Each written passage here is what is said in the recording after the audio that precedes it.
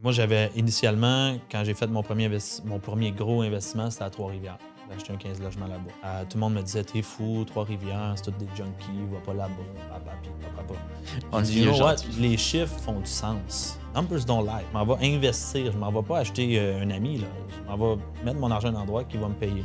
Je regarde les taux d'inoccupation, ils sont en déclin depuis les dernières 10 ans, qui est bon signe. Tous les logements sont occupés. Je regarde les nouvelles constructions, sont à la hausse. Je regarde tous les secteurs et les développements, je me dis, let's go. Il y a des gens qui, à 20 ans, ils n'ont plus de vision, plus d'ambition, plus rien. Ils se lèvent, c'est day-to-day. Ben, dans mon livre, à moi, tu es déjà un peu décédé. Là, tu ne progresses plus, puis tu as accepté où tu es actuellement, quand pourtant, il y a tellement plus que tu peux avoir. T'sais. Pour moi, vu que j'étais le plus jeune, je regardais tout le temps les deux grands frères, puis je voulais faire pareil comme eux autres. Peu importe ce qu'ils faisaient, que ce soit bien ou mal, que tu fasses chicaner ou non. Moi, j'essayais de faire pareil.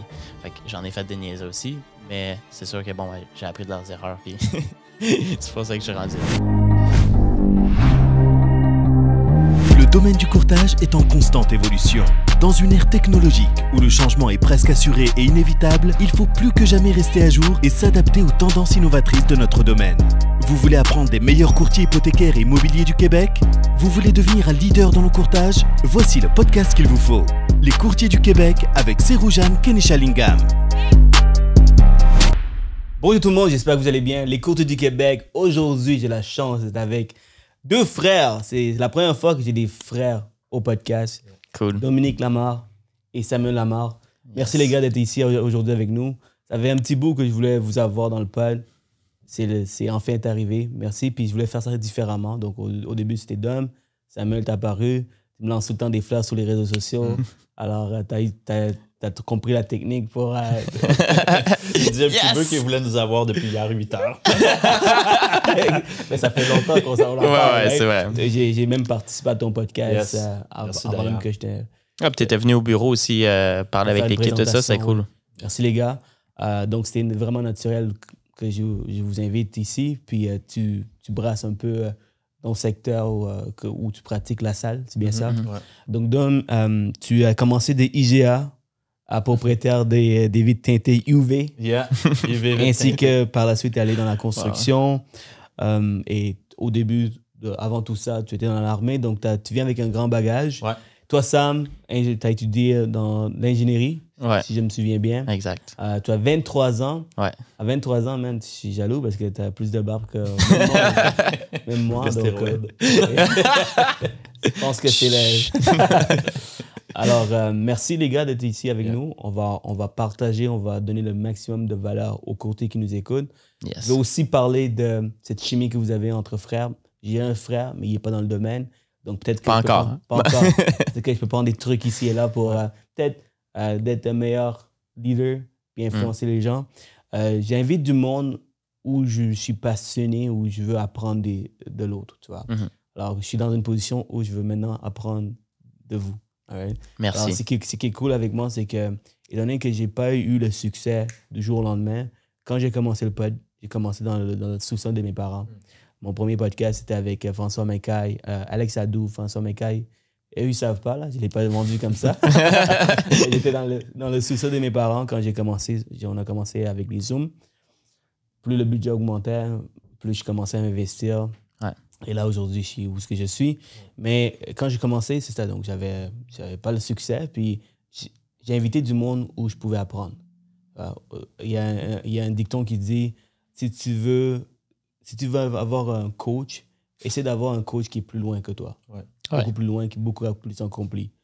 Alors, au début, tu commences avec des coachs qui sont level 1, on va dire.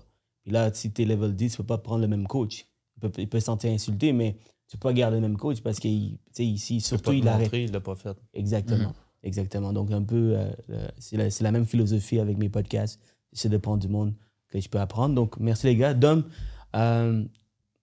j'ai fait une petite introduction, mais si tu veux bien présenter un peu à l'audience qui est Dominique Lamarre. Ben, je pense que tu as bien expliqué un peu le parcours.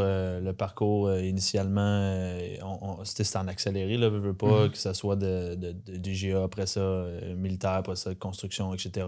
Puis moi, ça va faire 9 ans, en gros, que je suis courtier immobilier. Puis 3 ans et demi qu'on a parti l'équipe, si on veut. Puis en fait, on se spécialise majoritairement de la salle Verdun, Sud-Ouest, la Chine, ces eaux-là. Puis avec le temps, ben, on a été capable de monter une belle équipe à cause du monde comme Sam, puis des mondes qui sont proches de nous autres. Fait que c'est un peu mon parcours, mettons, professionnel, le parcours personnel. Il y a bien des éléments qui ont été passés rapidement à ce niveau-là.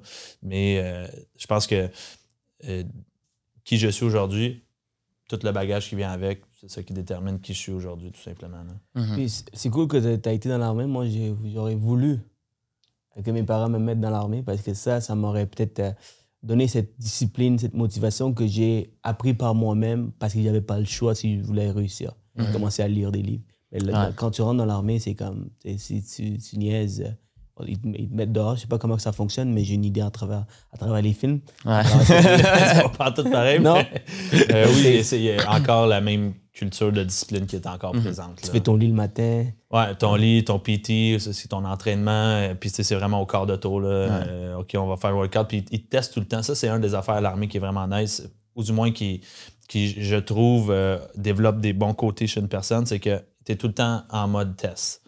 Okay. Tu peux être en train de dormir la nuit, puis ils font sonner l'alarme, faut que tu te lèves, faut que tu sois prête. Faut tout le temps comme tu sois prête à la pire situation, qui fait que, mettons, dans ma vie, moi, je suis encore de même. Dans mon auto, j'ai un kit de survie si jamais arrive quelque chose. Au bureau, j'ai toujours prête à rebondir. Ma fourchette, ma cuillère, tout dans un kit de survie. J'ai toutes mes affaires tout le temps prêtes. S'il arrive quelque chose, je suis prête à sauter. C'est ça qui est cool. Rapidement, l'armée, est-ce que t'as-tu fait des voyages avec... Non, j'ai pas fait l'armée, le combat, tout le kit. Puis tu sais, quand j'ai été enrôlé, j'ai commencé à 17 ans avec la signature de mon père. C'était plus pour justement me donner un peu de structure. La vérité, c'est que à l'armée, majoritairement, c'est pas des enfants de cœur qu'il y a là-bas. C'est du monde qui sont tannants, c'est du monde qui vont là par se refaire recadrer, majorité du temps, je pourrais dire ça de même. Puis c'était une des raisons pourquoi moi j'allais là-bas, pour dire OK, good.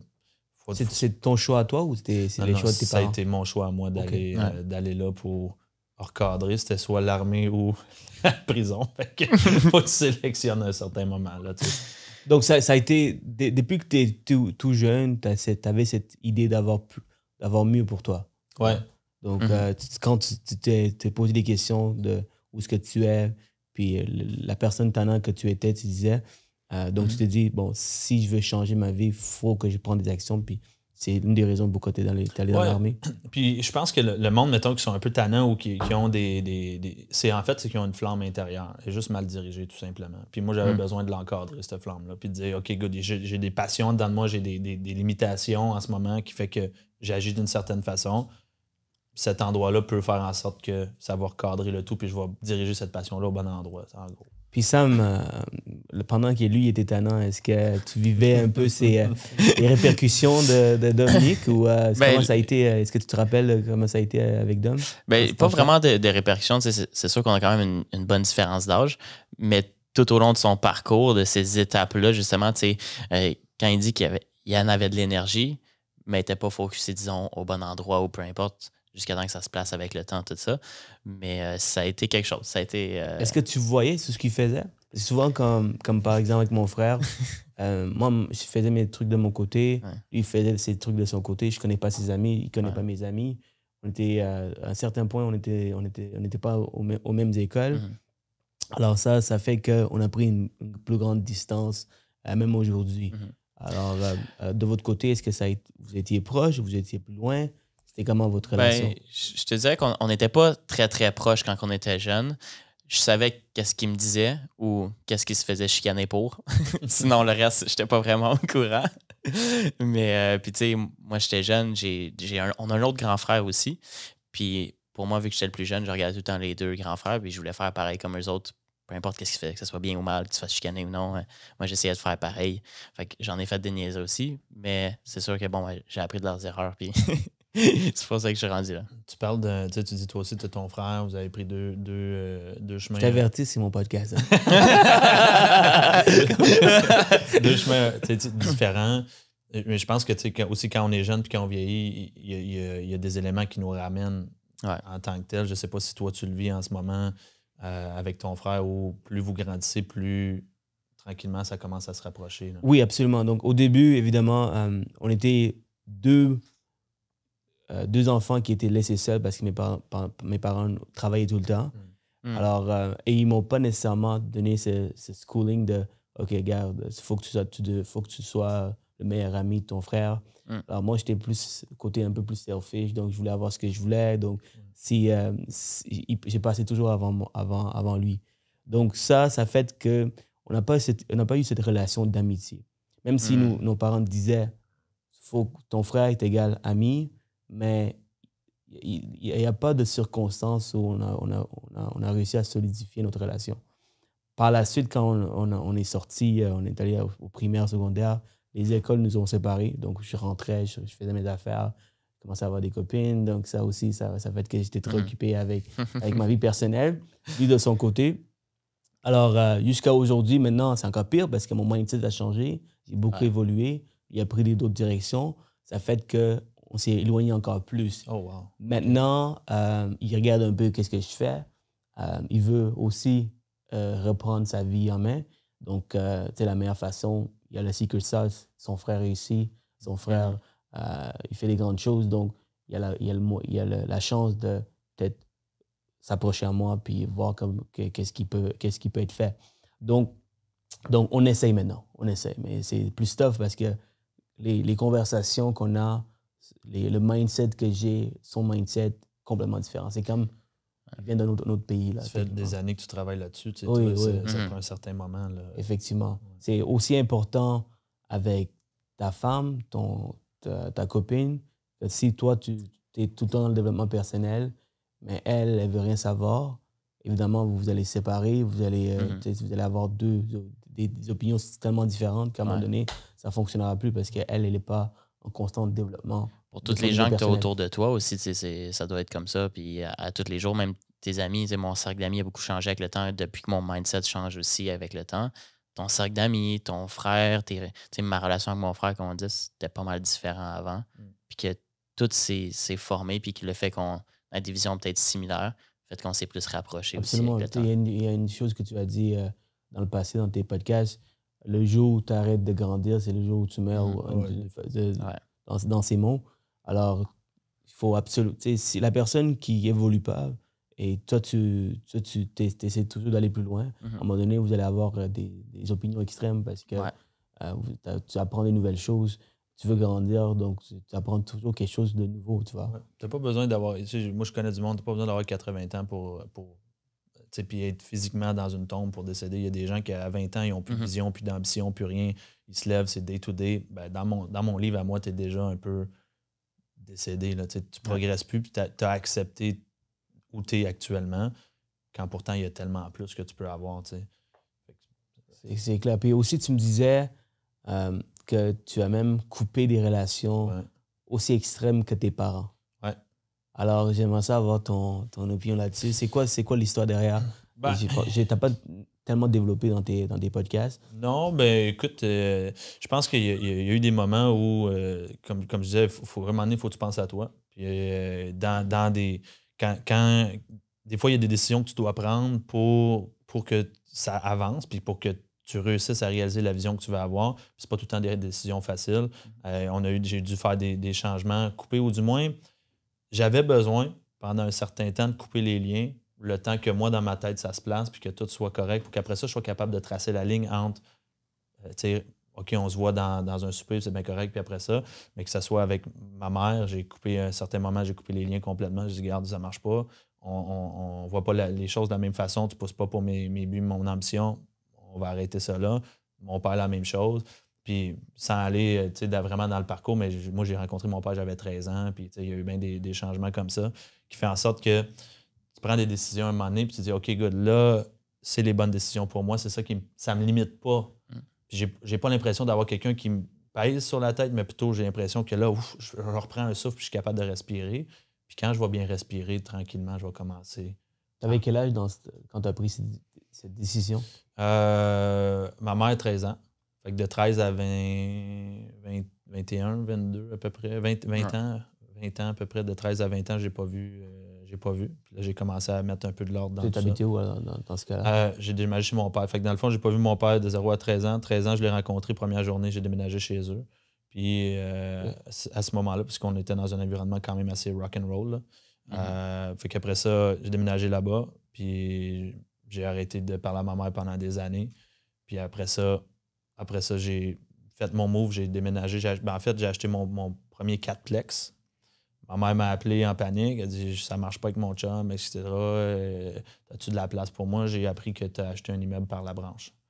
J'ai dit no stress, j'ai un logement en bas, déménager en bas, c'est correct. Et toi, pendant ce temps-là, tu étais où? Tu habitais avec ton père, ta mère? Ben, en fait, moi et Dominique, on est demi-frères. Fait qu'on a la même mère, mais pas le même père. Okay. Moi, depuis que je suis né, j'ai eu la garde partagée avec ma mère et mon père. Fait que c'était une semaine, ça variait avec le temps, tout ça. Mais mon père aussi, tu sais, de 0 à 13 ans que Dominique était avec ma mère, ben ma mère avait fait sa vie aussi avec mon père en même temps.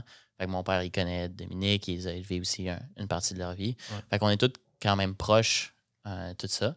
Mais c'est sûr que moi, de mon côté, j'étais chez ma mère, chez mon père. Puis... Vous avez dit dans le off-camera que vous n'étiez pas si proches que ça. Ouais. Maintenant, vous travaillez ensemble. Donc, qui a initié la conversation? Ça peut être une bonne idée de travailler ensemble. Qui a l'intérêt de se rapprocher? C'est-tu Dom? C'est-tu Sam? Je pense que c'est fait naturellement. Ouais. Parce que je pense, puis corrige-moi si je me trompe, mais je pense qu'à un certain moment, Sam aimait le lifestyle que je vivais. Mm-hmm. Ça se dit bien. Oui, ça se dit bien. Ouais. J'étais dans mes premières... En Lambo, puis... Non, mais tu sais, j'étais dans mes premières années en immobilier. Je commençais à faire un petit peu d'argent. Sam était très jeune. Je l'appelais. « Hey, Big, on va aller prendre un verre. Dame, j'ai pas d'argent. Hey, stresse pas, viens-t'en, on va aller prendre un verre. » Puis il n'y avait jamais de stress en tant que tel financier. C'était juste comme, viens-t'en, on va avoir du fun, puis that's all. Puis rapidement, c'est devenu comme, ben, Sam, il a besoin de quelque chose. Hey, pas de stress, I got you. C'était vraiment comme ça, où j'ai pris mon rôle de frère, si tu veux, de dire, regarde, pas de stress, ça va bien. Puis, je pense qu'il est tombé en amour un peu avec le lifestyle, commencé à faire son travail, il a commencé à venir au bureau plus souvent. Puis c'est là où j'y avais posé les questions, à savoir, tu sais, qu'il voulait faire son switch. J'ai dit, moi, je vais aller le courtier maintenant. J'ai mis 3-4 fois la question. Hey. Mais à un moment donné, tu avais mis un frein aussi, on se voyait plus vraiment pendant un petit bout, parce que justement, je pense que tu m'en avais parlé. Il voyait qu'il y avait un impact sur moi, puis il y a une influence sur les décisions que j'allais prendre pour ça pourrait être le restant de ma vie. Puis il a comme coupé un peu les ponts, dit « Hey Sam, fais tes affaires, vois qu'est-ce que toi tu as envie de faire, puis tu verras après. » Moi, je travaille depuis que j'ai 14 ans dans un restaurant, tout ça, puis j'étais à l'école. Puis la phase où est-ce que justement j'ai commencé à prendre goût de ça, j'étais à peu près à la moitié de ma technique. Ça fait 1 an et demi que je faisais ma technique en génie électrique. Puis là, Dom, on commence il m'amène prendre un verre, on va boire, on va manger. On développe une relation d'amis, si on veut, même si on est des frères. Puis là, moi, je suis comme, crème, j'ai le goût de faire ça. Je trouve ça plate à l'école. Tout ça. Puis c'est là qu'il m'a remis en question à plusieurs reprises. C'est, tu veux-tu faire ça parce que c'est le fun de sortir avec moi puis je suis capable de payer des verres pour toi, ou tu veux faire ça pour sortir, tu veux faire ça pour l'attention que ça t'amène, tu sais, être courtier. Je veux pas tout le monde parle d'immobilier à tous les jours. Ouais, puis on allait à des événements, mais hey, non, mais à gauche, à droite, parce que on était tout le temps dans des événements, veux pas, fait que c'est ça. Vas-y, excuse-moi. Pour n'importe qui, puis je pense que ça fait partie un peu aussi de la vague qu'on a eue de plein de gens qui se sont lancés dans l'immobilier, c'est qu'ils voient le monde sur Instagram, tout ça, hey, c'est le fun d'être courtier, ils sont dans des événements, ils se font parler, ils prennent un verre à gauche, à droite, ils sont dans des 5 à 7. Puis Dom m'a remis en question à plusieurs reprises, c'est pas juste ça la vie de courtier, il faut travailler fort aussi pour réussir. Puis je voyais qu'il y avait du succès aussi, fait que je me suis dit, s'il est capable, je suis capable. Donc, c'est le succès qui t'a amené là. C'est vraiment... Le succès, le lifestyle, c'est un mix de tout ça. Je voyais qu'il vivait bien, il avait du fun, il travaillait, puis tout ça. Tu voulais avoir une meilleure qualité de vie pour toi-même. Donc, le courtage peut t'amener, c'est un véhicule qui peut t'amener. La raison pourquoi je vous pose la question, guys, c'est aussi une des raisons pourquoi je voulais faire cette conversation à toi, c'est que moi aussi, j'ai un frère. Depuis le début, on parle de ça. C'est cool que les deux, vous avez eu l'intérêt. C'est plus facile d'avoir ces conversations, de les amener vers le courtage, par exemple, ou de les amener vers peu importe ce que vous faites. Mais si l'intérêt n'était pas là, c'est presque impossible de le faire. Est-ce que je me trompe? C'est-à-dire, mettons, toi, tu veux que ton frère rentre. Mais ton frère, il n'est pas décidé encore. Ça aurait été impossible. Je pense que oui puis non. À savoir, je pense qu'il faut avoir une conversation. Parce qu'on a eu la conversation avant que les moves se fassent aussi. Puis parce qu'au début, initialement, il était comme non, c'est vraiment génie électrique, je m'en vais là-dedans. Mais même si, exemple, ton frère, il n'a aucun intérêt pour ça, je pense que c'est d'avoir la conversation. Je comprends que tu n'as pas l'intérêt, mais c'est un tremplin pour aller où tu veux réellement te rendre. Puis en fait, c'est d'avoir la conversation. Qu'est-ce que ton frère veut? C'est où qu'il se voit dans 5, 10 ans, 15 ans? Puis c'est quoi le chemin le plus rapide pour que lui puisse se rendre? Si c'est qu'est-ce qu'il fait en ce moment, let's do it. Toi, en tant que frère, je suis certain que tu vas être comme, ben, let's go, je te pousse, on va aller plus loin. Mais en même temps, si tu te rends compte que, hey, ici, tu as ça, ça va peut-être te prendre 10 ans de plus pour atteindre ce que tu veux obtenir.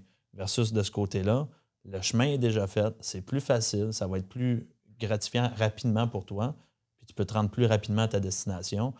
Je pense que c'est une conversation à avoir entre toi et ton frère, de dire, hey, absolument c'est avoir. C'est l'influencer dans un certain temps, il faut lui faire voir des points qu'il n'a jamais vus jusqu'à aujourd'hui. Mais je pense qu'il y a aussi un sens de leadership de la part de Dom. Avec quand j'ai dit oui, je veux faire le switch, je suis intéressé de tout ça, mais de me faire poser les bonnes questions pour que je le fasse pour les bonnes raisons, puis que j'aille le mindset ou que je vois la vision de OK, je fais le switch, peut-être oui, j'aime ça générique, puis j'adore ça, travailler dans les ordinateurs et tout ça encore, mais je le fais plus comme passe-temps, tu sais. Puis j'ai pris la décision de changer pour l'immobilier, pour la qualité de vie, ce que ça peut m'apporter, puis comme il dit, le tremplin.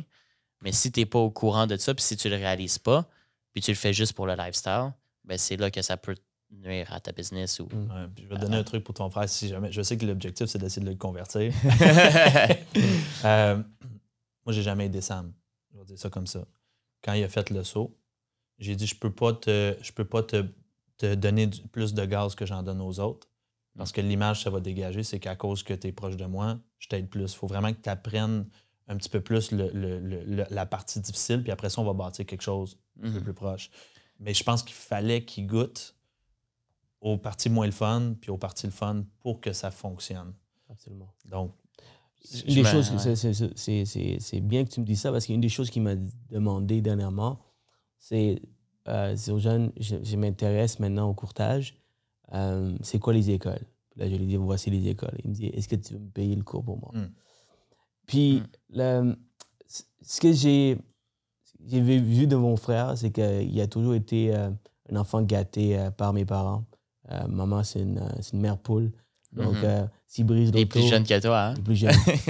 Il n'a pas eu l'enfant facile, c'est-à-dire qu'à la base, quand il est né avec des problèmes, c'est-à-dire, pas des problèmes, oui, des problèmes, ouais. Des problèmes, il a failli mourir, en fait, à sa naissance.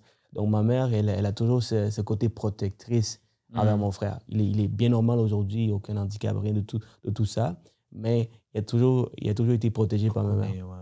Coucouné, c'est ça? Ouais, bon québécois.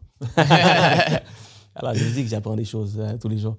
Alors, puis là, par la suite, chaque fois qu'il arrivait de quoi, ma mère, elle donnait sur un plateau d'argent. C'est-à-dire, quand l'auto brise, il fait un accident, il a une auto. J'ai dit, maman, fais-le travailler, fais quelque chose pour qu'il puisse mériter. Mais elle donnait tout le temps.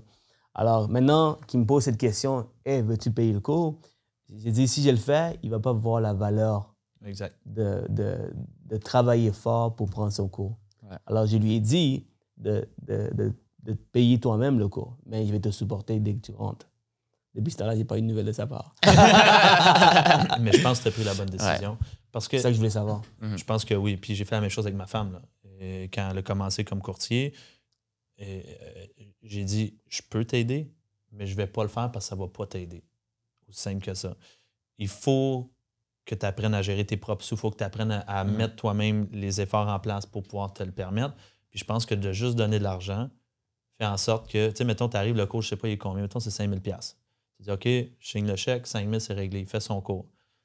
Le fait qu'il n'ait pas dû travailler, qu'il n'y a pas d'engagement, qu'il n'ait pas lui-même pris ses sous et les mettre en risque pour que ça marche, fait en sorte que demain matin, il n'y a pas de sentiment de réelle victoire parce qu'il ne l'a pas travaillé par lui-même. Donc, je pense que tu as fait la bonne chose de dire, hey, regarde, je veux t'aider, ça me ferait plaisir, je peux t'aider, mais la bonne chose pour que je t'aide réellement, c'est que tu le fasses par toi-même. Absolument. Bon, j'espère qu'il travaille. C'est pas un homme avec des grands mots, donc des fois, il fait ses affaires de son côté puis il me revient. On va voir. On n'arrête pas de faire des suivis de temps en temps. Juste ce matin, je lui ai écrit « Mabassan, qu'est-ce qui se passe avec le coach? Vas-tu le payer? » J'attends de ces nouvelles. Tu disais que, en fait, une des choses que je demande aux courtiers dernièrement, c'est bien beau qu'on s'intéresse à l'immobilier, au courtage, mais courtage est égal à l'immobilier. C'est-à-dire que si tu vends de l'immobilier, tu dois aussi avoir de l'immobilier ou tu dois avoir un certain intérêt. Parce que tu ne peux pas pousser quelqu'un, tu ne peux pas vendre une balayeuse sans jamais tester la balayeuse. Tu vois? Et essayer de pousser que c'est le bon produit à avoir. Donc, je sais que Dom, tu as plusieurs logements. Je veux savoir ton mindset derrière. Pourquoi tu as du logement? Pourquoi tu en achètes? Dernière nouvelle, le podcast est sorti il y a 7 mois. Donc, tu étais à 70. Ouais. Aujourd'hui, peut-être que tu es un peu plus. Et c'est quoi les stratégies derrière tes investissements? Quel genre d'immeuble tu achètes? Peut-être que ça peut pousser nos courtiers à investir eux également. Et ça fait plus crédible. Et ça nous permet aussi d'avoir plus d'expérience côté acheteur. Vivre un peu cette expérience pour par la suite transmettre à nos clients. Ben, initialement, quand j'ai acheté mon premier Plex, et où j'habite encore aujourd'hui, c'est un 4 logements, j'habitais dedans, puis je venais de commencer ma carrière de courtier. Je trouvais ça important pour moi de passer à travers le processus que je recommande mes clients de passer à tous les jours. Puis initialement, c'était juste ça l'objectif. Après ça, j'ai tout le temps voulu avoir un parc puis monter un parc immobilier. Notre stratégie, on cible des immeubles en 1970 à 2000. Majoritairement tout ce qui est dans le volet Mauricie, donc Trois-Rivières. On a vu Trois-Rivières, Victoriaville, ces eaux-là. Montréal, j'en ai quelques-uns, mais je ne suis pas un gros fan. Je préfère l'extérieur. Pourquoi? Pour plusieurs raisons. Premièrement, les locataires ne viennent pas me voir à mon bureau. Ça, c'est la raison principale. Smart. Raison numéro 2, ça m'oblige à les gérer. Mais ma vache à lait, si je peux dire ça comme ça, ou mon cheval de bataille, c'est mon courtage immobilier. C'est pas d'aller faire des visites pour un logement à 700 $ par mois qui fait que c'est rentable. Ma vie, c'est au contraire. Ça va être le courtage que je fais tous les jours. Puis le temps que je perds à aller faire des visites sur un logement ou que j'essaie de sauver un 5 % de gestion par année, ben, ça me coûte plusieurs milliers de dollars à ne pas être là en action. Fait que je les achète loin. Fait que ça m'a obligé à les mettre 100 % en gestion, pas avoir à m'en occuper. Puis en fait, ce qu'on cherche, c'est de l'optimisation. Fait qu'on achète des immeubles qui ont besoin soit de meilleure gestion de locataires. Donc, les loyers sont trop bas. On optimise de cette façon-là. Rénovation de logement. Et ensuite de ça, refinance, garde des immeubles. Puis on monte le parc comme ça. Mais donc, je te mets dans une situation où tu achètes, tu regardes un immeuble intéressant à Trois-Rivières. On va dire c'est un 12 portes. Beaucoup d'optimisation à faire. Les loyers sont bas. Là, il y a l'optimisation à faire. Il y a des rénovations à faire. Est-ce que tu vas sur les lieux pour regarder l'immeuble? Tout se fait à distance, puisque tu es courtier, tu as peut-être cette facilité à bien comprendre de l'extérieur. Pour les rénovations, tu as une équipe là-bas. Comment ça fonctionne, cette structure? Ben, l'étape numéro 1, c'est les chiffres. Là. On regarde si les chiffres... En fait, je vais dire ça comme ça. Souvent, les courtiers ou du moins les investisseurs vont regarder potentiel au moment de l'achat. Mais moi, je regarde plus potentiel au moment quand je vais avoir fini le travail avec. Donc, à savoir, quand j'achète l'immeuble, je regarde, OK, le loyer, mettons, est à 400 $ par mois. Je pense que je peux le monter à 800 en l'espace de quelques mois. All right, ben, je vais... à faire l'acquisition en considérant qu'est-ce qui va devenir cet immeuble-là et non pas essayer de négocier tout de suite. Souvent, le monde essaie de saigner le vendeur, là, je vais dire ça comme ça. Il essaie d'avoir... le profit se fait à l'achat. Oui puis non.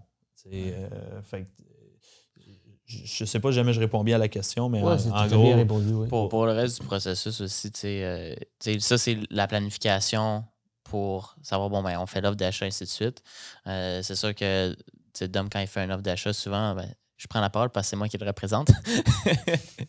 c'est là qu'on voit un autre Dominique, mais bon. C'est quoi, c'est Dominique que je vois? Ben, il devient émotionnel. Il est impliqué dans la transaction. Puis en affaires, quand tu es courtier immobilier, tu es le middleman entre deux parties.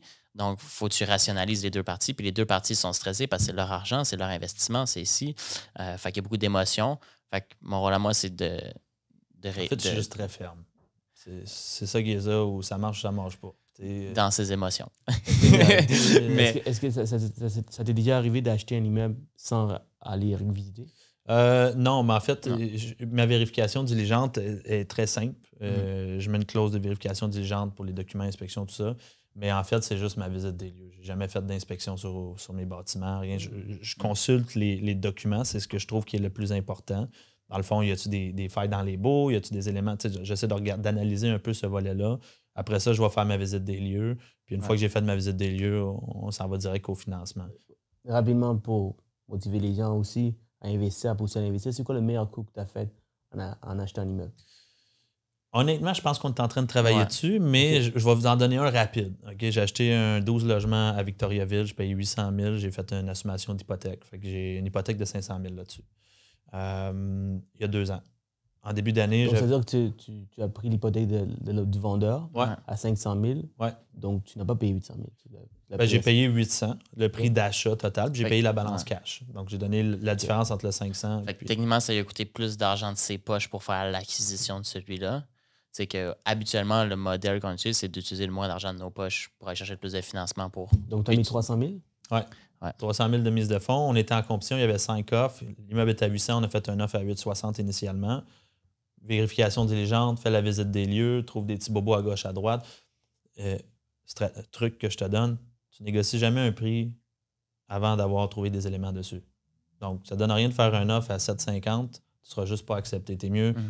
Donne le prix que le vendeur veut, puis après ça, dis j'aimerais ça te le donner, mais j'ai trouvé ça. Puis là, on réajuste le prix à ce moment-là. Surtout quand tu es en offre multiple, parce que quand tu es en offre multiple, si tu pas l'acceptation, tu n'as rien en fait. Là. Fait que je backtrack, 860, on fait la visite des lieux, on redescend à 800 000, le prix qu'il avait demandé initialement. Je fais une assumation d'hypothèque qui fait que le vendeur sauve 50 000 de pénalité sur son hypothèque. Aucun autre faisait l'assumation d'hypothèque. En gros, les loyers, j'ai mis 0 $ dans l'immeuble. 2 ans plus tard, j'ai optimisé la clientèle, appelle les locataires, négocie avec eux, évincement à gauche, à droite, ils sont tous d'accord, des compensations, c'est réglé. En compensation, tu as mis combien? 5 000 $. 5 000 okay. Il a changé aussi un chauffe-eau dernièrement. C'est à peu près le seul argent qu'il a mis dans l'immeuble. En début d'année, mais ça à vendre, 1,4 million.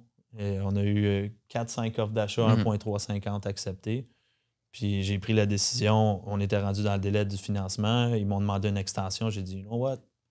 Même là, après dépenses, il fait maintenant 135 000 par année quasiment. J'ai acheté, il faisait 70 000. Dans 2 ans, j'ai presque doublé les revenus. Après gestion, conciergerie, entretien, toutes dépenses totales, il me rapporte 4 700 net par mois dans mes poches. Fait que j'ai dit à Sam, you know what? 1,4, t'as dit, ou 1,2? 1,350 les offres qu'on avait reçues. Fait que ça fait un profit, mettons, 800, 1,350, 550 000 en 2 ans. Wow. Qui me donnait 1 million de liquidités pour faire d'autres investissements. Puis, comment tu as trouvé cette opportunité? C'était centriste. Ouais. C'est tout.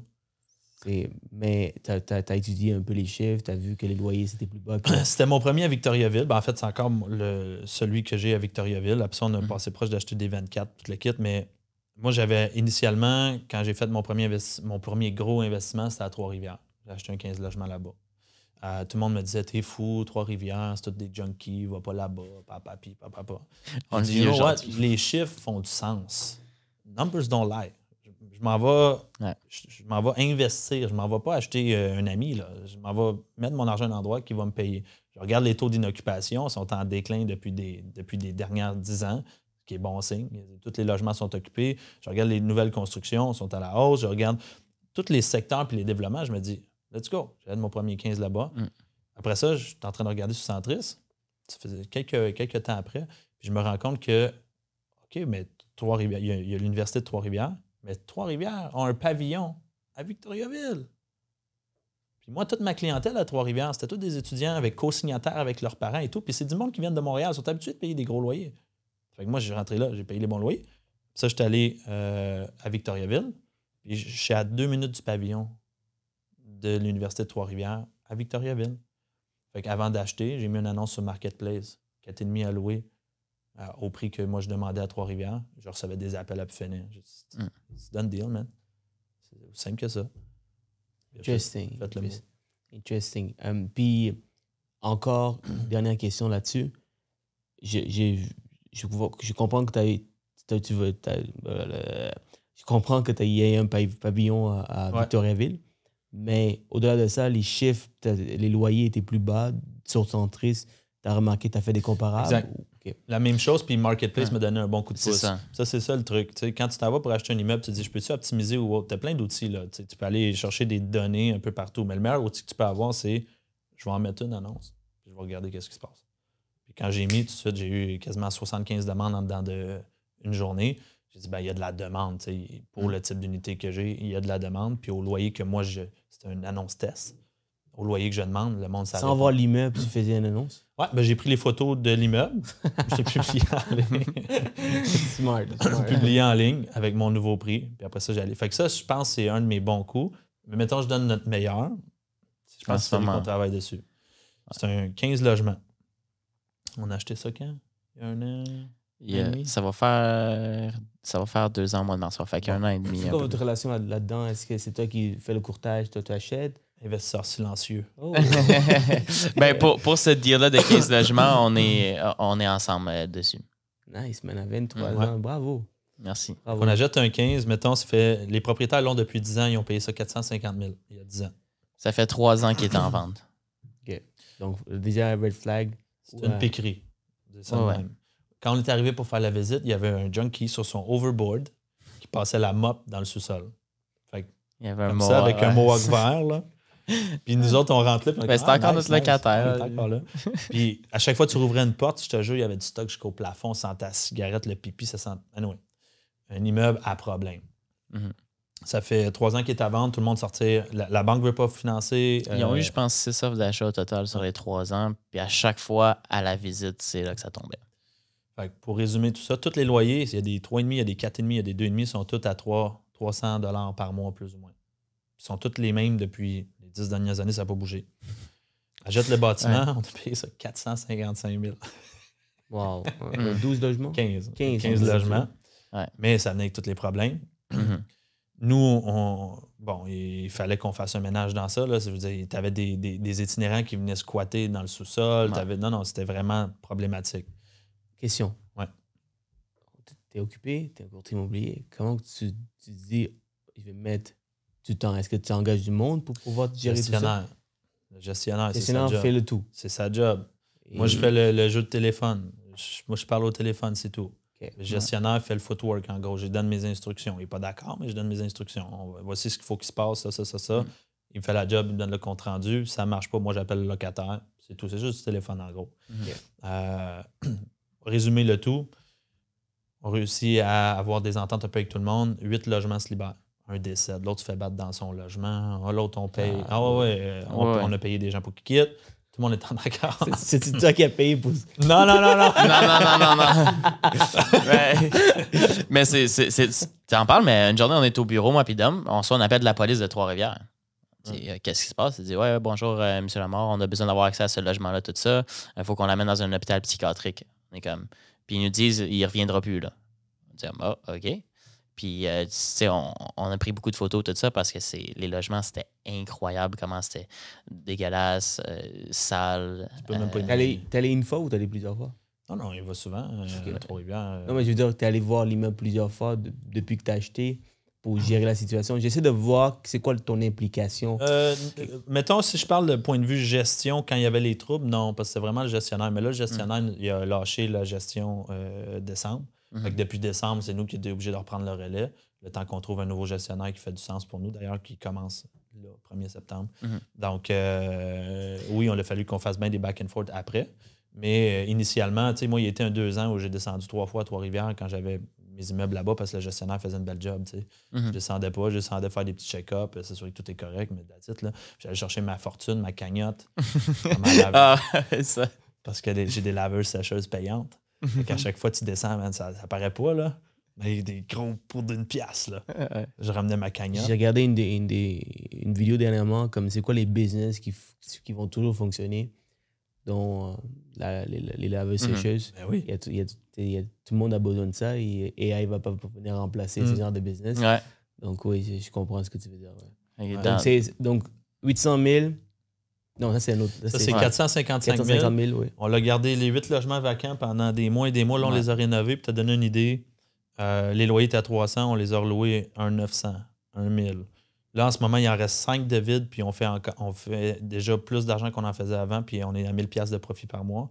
puis là, il va en rester 5. Fait que, après optimisation, d'après moi, l'immeuble, selon nos prévisions qu'on a préparées, va valoir 1,2, 1,3 après optimisation en l'espace d'1 an et demi. Est-ce que c'est comme ça que tu prévois devenir millionnaire ou faire tes millions? C'est ça qui m'a permis d'être millionnaire, ouais. Oh, permis, désolé. Désolé. Mais l'immobilier, c'est guys, Georgia, tu as interviewé une panoplie de millionnaires, on va dire ça comme ça, de personnes à succès. Majoritairement, ils ont tous des éléments en commun. Ils ont de l'immobilier à un certain niveau. À moins que je me trompe. Peut-être que tu as une autre vision de ça, mais je pense que c'est le placement le plus stable que tu peux faire. D'un, je le vois, je le contrôle. C'est moi qui décide est-ce que j'augmente les loyers ou non. En fait, c'est une business que j'achète. Les revenus, les dépenses, est-ce qu'ils marchent? Oui, OK, good, j'achète. Je vais emmener le volet de la bourse. Ce que je trouve avec la bourse, c'est que tu n'as pas le contrôle. C'est ça qui me dérange. Demain, il y a des changements dans le marché. C'est pas moi qui contrôle la business en ce moment. Je suis impacté, je suis toujours en réaction. Tandis qu'en immobilier, je contrôle à 100%. Je sais que si je fais X, Y, Z, il y a ça qui se passe. Je sais que jamais mes loyers deviennent vacants demain matin. OK, je peux sortir une initiative pour offrir des logements tout inclus ou diminuer mes prix, puis je les reloue. Offrir quelques mois gratuits ou... Non, je suis tout à fait avec toi. Justement, dans certaines présentations que j'ai faites, je compare un peu. Si tu avais 100 000 $ d'investissement et tu rentrais voir une banque et tu disais tu vas acheter une entreprise, combien d'argent qu'ils vont te donner? Ils vont te donner 0 ou 50% du prix d'achat. Donc, l'autre 50%, c'est toi qui dois l'amener. Donc, si c'est 100 000, ils vont te donner 200 000. En fait, le prix d'achat est 200 000, ils vont te donner 100 000, toi, tu t'amènes ton 100 000. Les actions, aujourd'hui, c'est presque zéro. Ils ne vont pas te donner d'argent, même si tu as 100 000. Tu dois investir ton 100 000 et c'est faire ton argent. Et la dernière, c'est l'immobilier. Si tu amènes 100 000, ils te donnent combien? 4 fois ton 100 000. Donc, parce que 4 fois les revenus habituellement. Right? Donc, t'as-tu déjà pensé à ça? Ouais. Comment ça se fait que la banque ne te passe même pas de l'argent pour investir dans leur propre action, leur propre part en bourse, exemple? Non, c'est complètement. C'est parce qu'ils ne croient pas à leurs produits. Quand tu te mets à te poser des questions, en fait, la comparaison, je montre aux gens pourquoi l'immobilier, c'est l'un des meilleurs investissements les plus solides où les banques sont prêtes à te payer, de te donner 4 fois, 4, 5, des fois, même 9 fois avec certains ratios d'endettement avec certaines banques alternatives, appelez-moi. Alors, tu sais, ils te prêtent. Pourquoi? Parce qu'ils savent qu'avec l'immobilier, ils ne vont jamais tomber en faillite. Puis Dominique a apporté un bon point. Il dit, quand j'achète de l'immobilier, j'achète une business. Mais la banque fait les calculs de la même façon. Quand tu tombes dans le commercial, ils vont regarder les revenus et les dépenses de l'immeuble, puis c'est basé là-dessus qu'ils vont dire combien ils vont te prêter pour la propriété.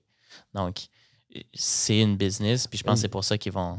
Dis-moi, Sam, puis dis-moi, Dom, avez-vous déjà fait ramasser par des courtiers en assurance parce que tu as ces propos?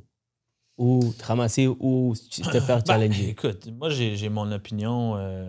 Tu sais que je partage comment est-ce que moi, je vois les choses, tout simplement. Oui, je me suis fait ramasser à tous les niveaux par le monde de la bourse. Je me suis fait ramasser à tous les niveaux par les gens d'assurance. Mais en même temps, c'est mon opinion. Puis, I put my money where my mouth is. C'est ce que je dis, c'est ce que je fais. Je te dis pas, achète de l'immobilier, mais j'ai tout mon cash en bourse. Non, je te dis, achète de l'immobilier parce que tout mon cash à moi, il est là. Fait que c'est un peu ça le volet. Je pense que toi, ta famille a toujours été aussi dans le domaine de l'immobilier ou dans les prêts ou ces trucs-là qui est tout en lien, veut pas, avec l'immobilier. Tu fais aujourd'hui du prêt immobilier, c'est en lien, tu sais. Ça fait combien de temps, mettons, que toi, est-ce que tu en as de l'argent en bourse ou tu es plus en immobilier? Non, tout dans l'immobilier. En fait, encore plus simple, j'utilise l'argent des autres pour investir dans l'immobilier. Donc, à la fin de la journée, le courtage, une des raisons pourquoi je suis rentré dans le courtage, c'est parce que ça te permet de ramasser l'argent pour les autres. Right? On va ramasser l'argent des banques. On fait du courtage, aller chercher le financement. Mais à un moment donné, j'ai vu du monde présenter des projets où ils prennent 10% d'équité et tout ce qu'ils font, c'est accumuler l'argent. Wow, OK, je peux faire ça aussi parce que je le fais déjà avec les banques. Donc, ils font des belles présentations, PDF. Il y a 5 terrains ici à subdiviser, à construire des triplex, par exemple. je vois qu'il y a besoin d'1,4 million, puis dans 1,4 million, il prend 10%, tabarnak.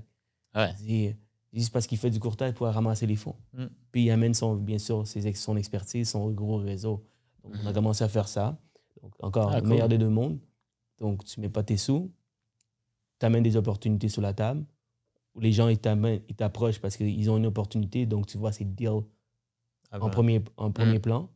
Et après ça, tu vends l'idée à des investisseurs qui ont beaucoup de sous. Mais là, ce qui manque, c'est les opportunités et le temps. C'est de la syndication, dans le fond, que tu fais. Voilà. OK, parfait. Voilà. Au-delà du financement privé qu'on fait également. Ouais. Alors... y a-tu quelque chose que tu fais pas? Ou...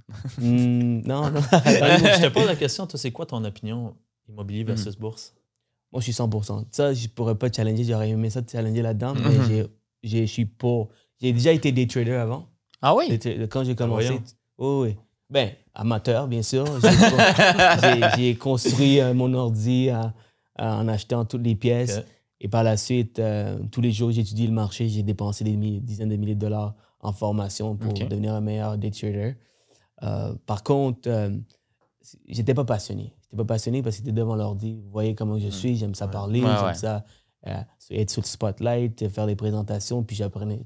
Sur le développement personnel, tu ne peux pas nécessairement gagner là-dedans, autre que travailler ton mental pour être moins émotionnel quand tu fais tes transactions. Des fois, il y a des journées, je gagnais 1 000, 2 000 $ à 20 ans. Je dis, wow, tu as investi 100 pièces, tu fais autant d'argent, puis le lendemain, je perdais tout. J'ai brûlé mes comptes. À force de faire ça, j'ai compris que c'est pas ce que je veux faire. Mais évidemment, un jour, je vais investir dans la bourse avec du monde qui sont vraiment, vraiment forts dans tout ce qui est investissement. Il y a du monde qui viennent vers moi parce que je suis fort dans les investissements immobiliers. Même chose, il y a du monde qui sont forts dans l'investissement. C'est ça, c'est un long point que je voulais apporter. Une des raisons pour laquelle aussi j'investis pas en bourse, c'est que je connais pas ça, la bourse. Voilà. Je ne sais pas où je vais mettre mon argent, je ne sais pas c'est quoi les procédures, je ne sais pas comment ça fonctionne. Fait que je peux pas conseiller quelqu'un pour le faire. Puis deux, je vais pas mettre mon argent dedans parce que je connais pas ça. Souvent la bourse, c'est une porte d'entrée très facile à rentrer. C'est pour ça que tout le monde rentre rapidement, mais ça ne veut pas dire que c'est le meilleur type d'investissement. C'est sûr que l'argent que ça prend pour commencer en bourse est pas mal plus bas, si on veut, qu'en immobilier, de façon traditionnelle. Et aussi, qu'est-ce que j'aime de l'immobilier, c'est le levier. Tu utilises l'argent des autres. C'est fou. L'argent des banques, l'argent des prêteurs. Mais ça, c'est 4 fois ton argent qui s'en va directement dans l'immobilier. C'est je ne dis pas que quand je vais avoir plusieurs millions, je vais mettre 1 million là-dedans, puis avec un 4-5% de rendement, whatever. Mais là, on est jeune, right? On est capable de voir c'est quoi les opportunités à 50% de rendement, 60% de rendement. Donc ça, c'est des home runs. Les home runs, c'est trop risqué de faire dans la bourse. C'est plus facile de faire dans l'immobilier parce que tu es capable de contrôler, comme tu as dit. Donc c'est une des raisons pourquoi je pense que l'immobilier est 100%. Et je vais peut-être investir dans la bourse dans mes soixantaines. Puis sur une vision long terme aussi, l'immobilier, c'est un toit. Tout le monde va avoir besoin d'un toit tout le temps. C'est un investissement qui est plus sûr dans le sens que tu vas toujours avoir des logements qui vont être prêts à louer. Tu vas toujours avoir le contrôle, comme Dom dit. Tandis que la bourse, t'es un peu comme, sans avoir le contrôle, t'es esclave de la compagnie. Qu'est-ce qu'elle va faire? Si elle fait un mauvais move, l'action descend, puis toi, tu perds ton argent. C'est le parfait exemple. Dans un de mes podcasts, je parlais de Nokia, par exemple. Nokia, j'étais enfant, je n'utilisais pas les selles, mais je savais que Nokia était aussi gros qu'Apple. Tout le monde connaissait Nokia. C'était la marque de téléphone. Aujourd'hui, si on pose la question, oui, Nokia, je ne sais pas où il est. Là. Je pense qu'il est en faillite. BlackBerry, la même chose. Mais aujourd'hui, c'est Apple. Mais demain, il y a une puce où on met dans notre cervelle. Puis là, le téléphone sont dans nos yeux. Ouais. Si Apple ne se réinvente pas, ils sont finis, ils sont out. Ouais. Tandis que l'immobilier, l'expression que j'aime utiliser, c'est elle nage pas, elle ne s'évapore pas, elle ne vole pas. Elle va pas, il n'y a pas beaucoup de choses qu'on peut faire avec l'immobilier. La technologie ne va pas venir remplacer l'immobilier. Ouais. C'est ce que je veux dire. Donc, 30, 40, 50 ans plus tard, elle sera toujours là. Donc, c'est très facile de faire des spéculations et on sait très bien qu'on ne perdra jamais notre argent dans l'immobilier. Ouais. Tandis qu'Apple, même si c'est la plus grosse compagnie avec le plus de cash en ce moment, on ne sait jamais. Il y a tellement de compétition avec Jeff Bezos, Elon Musk, puis Tim Cooks. que ces gars-là, je ne sais pas qu'est-ce qu'ils vont faire, comment que ça va se passer dans les années. Je vais te dire ce que je dis tout le temps à nos courtiers, c'est que l'immobilier, mettons courtage, c'est un tremplin à la fin de la journée. Tremplin vers autre chose. Parce que on ne sait pas si le courtage va être là encore pendant 40 ans. L'idée, en fait, c'est d'être capable de donner le service à la hauteur de ce que les clients s'attendent, de performer point de vue immobilier pour être capable de faire des sous, puis de le mettre en immobilier qui va te permettre d'avoir la réelle qualité de vie que tu cherches à avoir à la fin de la journée ou dans un placement que tu sais que tu peux contrôler, peu importe c'est lequel. Mais on parle d'immobilier parce que je sais que le courtage ne sera peut-être pas là, mais mes immeubles vont être là. Ça aussi. Mais plus loin que ça, on est tous courtiers. Demain matin, tu pars au Mexique une semaine, mais pendant une semaine, tu n'as pas de nouveaux leads qui rentrent, tu ne fais pas d'appel de prospection, ta business, elle arrête complètement. Fait que, est-ce que c'est réellement une business si quand tu n'es pas là en train de travailler, ben tu ne fais pas d'argent? Je pense pas. Tandis que l'immobilier, que tu sois n'importe où dans le monde, ton logement il est loué, tu vas recevoir ton chèque à tous les mois. Puis encore là, surtout quand il est en gestion, c'est encore... Un autre point. On est chef d'équipe, mais c'est nous le plus gros producteur de la business, right? Ça sera toujours le cas, à moins que tu veux prendre du recul, mettre de l'avant ton équipe et avoir peut-être faire moins. Parce qu'évidemment, si tu vas avoir du monde qui performe, tu vas demander moins, puis tu vas garder qu'est-ce qui rentre. Donc, tu ne feras pas autant d'argent. Sauf que si tu fais à 100% pendant que tu as l'équipe, tu vas faire le plus d'argent. Mais combien de temps tu peux faire ça? Il y a des gars qui font des 2-3 millions par année, mais ils travaillent sans arrêt. Mais exact. Quand est-ce que tu arrêtes? Tu n'as jamais d'arrêt. Jamais d'arrêt. Justement, j'ai interviewé Ryan Serhant dernièrement. Puis pendant l'entrevue, off-camera, il regarde son cell, il est stressé un peu. Il dit, merde, cette fille-là, elle n'arrête pas de me texter. C'est une transaction qu'il est en train de faire. Donc, à son niveau, il y a encore ce stress. Il le voyait, sa face, ses émotions. Il était stressé. Ouais. On parle de plusieurs millions de dollars, contrairement à nos milliers de dollars. Il n'attend pas après ça quand même, tu comprends? Tu t'en sors jamais. Donc, le exit plan pour lui, c'est l'éducation. Ils font full de cours, c'est les conférences. Donc, il vient ici à Montréal. C'est 15 février. On a hâte. Yes. Solide. Au Palais des Congrès de Montréal. Ça. Merci. Un gros travail, mais encore là, tout a commencé avec un rêve. Tu disais que ça fait 2 ans que tu travailles là-dessus. 2 ans. 2 ans que je travaille là-dessus. Tout a commencé par ce rêve de partager les connaissances par d'autres courtiers dans cette plateforme. Jamais je pensais que je pouvais m'asseoir avec Ryan. Mais ça fait combien de temps que tu penses à ça et que tu as ça en tête? Ryan Serhant, c'était de la chance. La chance, c'est-à-dire que oui, j'ai travaillé pour, mais ça n'a jamais été dans mes plans. C'était mon idole, Patrick Bet-David. Que je raconte, je t'ai expliqué l'histoire dans ton podcast à toi. Je voulais absolument l'avoir ici à Montréal. Je trouve que Montréal, on n'est pas sous le map. Personne, aucun Américain, aucun personne de l'Ouest vient ici pour des conférences. Souvent, nos conférences sont en français, donc à part nous qui vont venir. Même les gars de la France ne viennent pas ici. C'est vrai, hein? Alors, je trouve que c'est nous qui faisons le sacrifice d'aller ailleurs pour aller voir ces personnes, soit en Miami pour 10X, Tony Robbins, Gary Vee, ces personnes-là, Patrick Bet-David à Miami, Fort Lauderdale. Alors, je me suis dit, moi, je vais le faire ici au Québec, à Montréal, pour que tout le monde vienne ici. Donc, il y a du monde de l'Ouest canadien qui viennent à ma conférence. Il y a du monde des États qui viennent à ma conférence. C'est une conférence qui va être bilingue. On va avoir des écouteurs pour ceux qui ne comprennent pas ni soit l'anglais ou le français. Donc, ça va être une logistique est beaucoup plus élevée aussi. Alors, mon objectif, c'est de mettre Montréal sur le map, mettre les Québécois sur le map et amener ici du monde qui vont nous inspirer. Puis aussi, les Américains sont super avant-gardistes.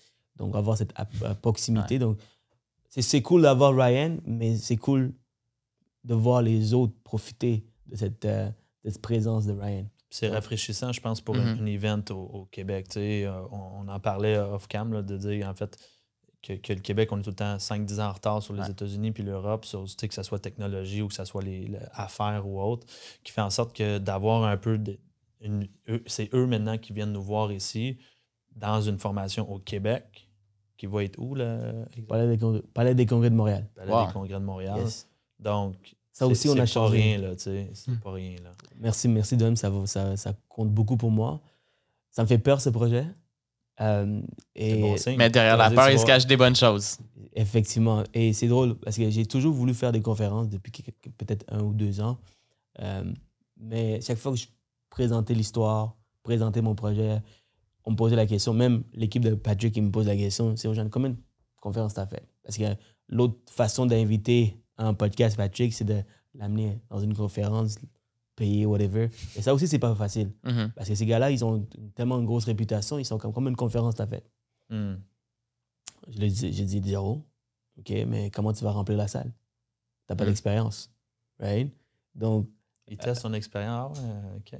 oui. Donc, Oui, ouais. là, ces gars-là, c'est plus l'argent là, qui Fait est que ça, important. fait que même si tu les payes, s'ils pensent qu'il n'y a personne qui va se présenter à ton événement, ils vont pas Ils venir. vont pas venir. Parce que Wow. imagine Patrick Bet-David parler devant 10 personnes là, à Montréal. Ouais, mais si tu l'as payé, tu l'as payé. C'est son salaire C'est horaire. plus gros que ça Oui, maintenant. puis non. Et, je veux dire, le gars, il a quand même une réputation. Ça prend Ouais, du ouais. Il contenu parle aussi. avec un des candidats des Républicains qui va peut-être Ouais, ouais. être un président. C'est des grandes personnes Mhm. que maintenant, s'ils ont de plusieurs millions de dollars, l'argent n'est plus C'est ça. leur problème. Maintenant, c'est leur réputation, leur image, comment ils peuvent changer le monde. Ils ont d'autres objectifs maintenant. Alors, quand il m'a posé la question, j'ai dit non. J'ai dit non, j'ai pas fait de conférence. Là, il me dit, ben, fais-en un, montre-moi que tu es capable, et après ça, on regardera. Chaque fois que je parle à d'autres personnes, ils me disent, commence petit. Ou ceux qui ont organisé des événements très grands, je pose la question, comment tu as commencé? Ils me disent, commence petit, et éventuellement, tu sais, de 50 personnes à 100 personnes à 200 personnes. Là, je vais faire ma première conférence avec 1000 personnes. Parce que par Ben ça peut hasard, être petit pour toi. Tu sais, peut-être l'année ça va être prochaine, ça va être petit, bien 5000. sûr. tu sais. L'objectif, c'est de remplir le Centre Bell. Mais ce que je veux dire par là, c'est que c'était du pur hasard. Je rencontre 2 ans de travail, je vais tout le temps dans des conférences. Et à un moment donné, le truc, c'est que je paye toujours le ticket le plus cher. C'est ça que t'as- Mhm. Quand tu payes le ticket le plus cher, c'est pas pour me vanter, c'est que ça coûte fucking cher. En plus, en US, Ouais, ouais. 10 000 piastres US, c'est 15, 20, 17 000 canadiens. C'est énorme. C'est énorme. Puis même si aujourd'hui, je suis correct financièrement, j'ai pris ce type de risque il y a 3 ans. Puis il y a 3 ans, comme je vous ai dit, les gars, Mm. je commençais dans mon sol. Donc, je faisais pas en sous, mais je prenais ce genre de risque. Ouais. Épargner le loyer sauvé pour aller à des Voilà, formations. voilà, tout à fait, tout à fait. Ouais, faut faire des sacrifices. Hein. On fait les sacrifices comme ça. Donc, quand tu t'assois dans le front row, tu es proche de tous ceux qui sont capables de payer ce genre de tickets, de billets. Puis au-dessus aussi, tu deviens un client intéressant pour l'organisateur de la conférence. Mhm. Il dit, il est prêt à payer. Exact. Donc, il t'écoute quand tu parles. Il est tellement occupé, il y a plein de monde qui le parle, et c'est comme une vedette Mm. dans l'événement, mais quand il voit ses jeunes et comme ce gars-là, il a payé 17 000 piastres. Il dit, ouais, ouais. Parce que je veux qu'il revienne chaque année. Ouais. Alors, à force de faire ça, j'ai réussi à avoir des bons contacts, puis j'ose tout le temps. Je pose des questions comme comment tu as eu Scary V, comment tu as eu Ed Mylett, comment tu as eu ci. Et j'ai lui aussi présenté mon idée, mon projet, mes rêves d'amener ces personnes-là à Montréal. À un moment donné, son frère qui a déjà rencontré Ryan, il a déjà fait quelque chose, un projet avec Ryan. Il m'a proposé si tu veux avoir Ryan, veux-tu que je te mette en présentation? J'ai demandé parce que je savais qu'il l'avait fait.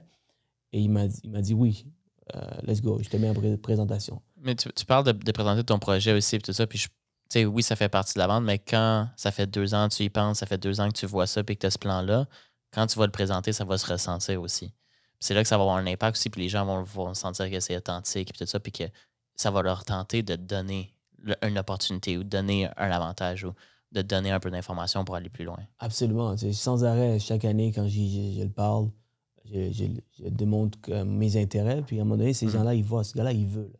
Il veut vraiment. Tu vois? Des fois, il y en a qui ont des grands objectifs, mais ils ne prennent pas d'action. Mhm. Payer pour avoir une proximité, c'est super important.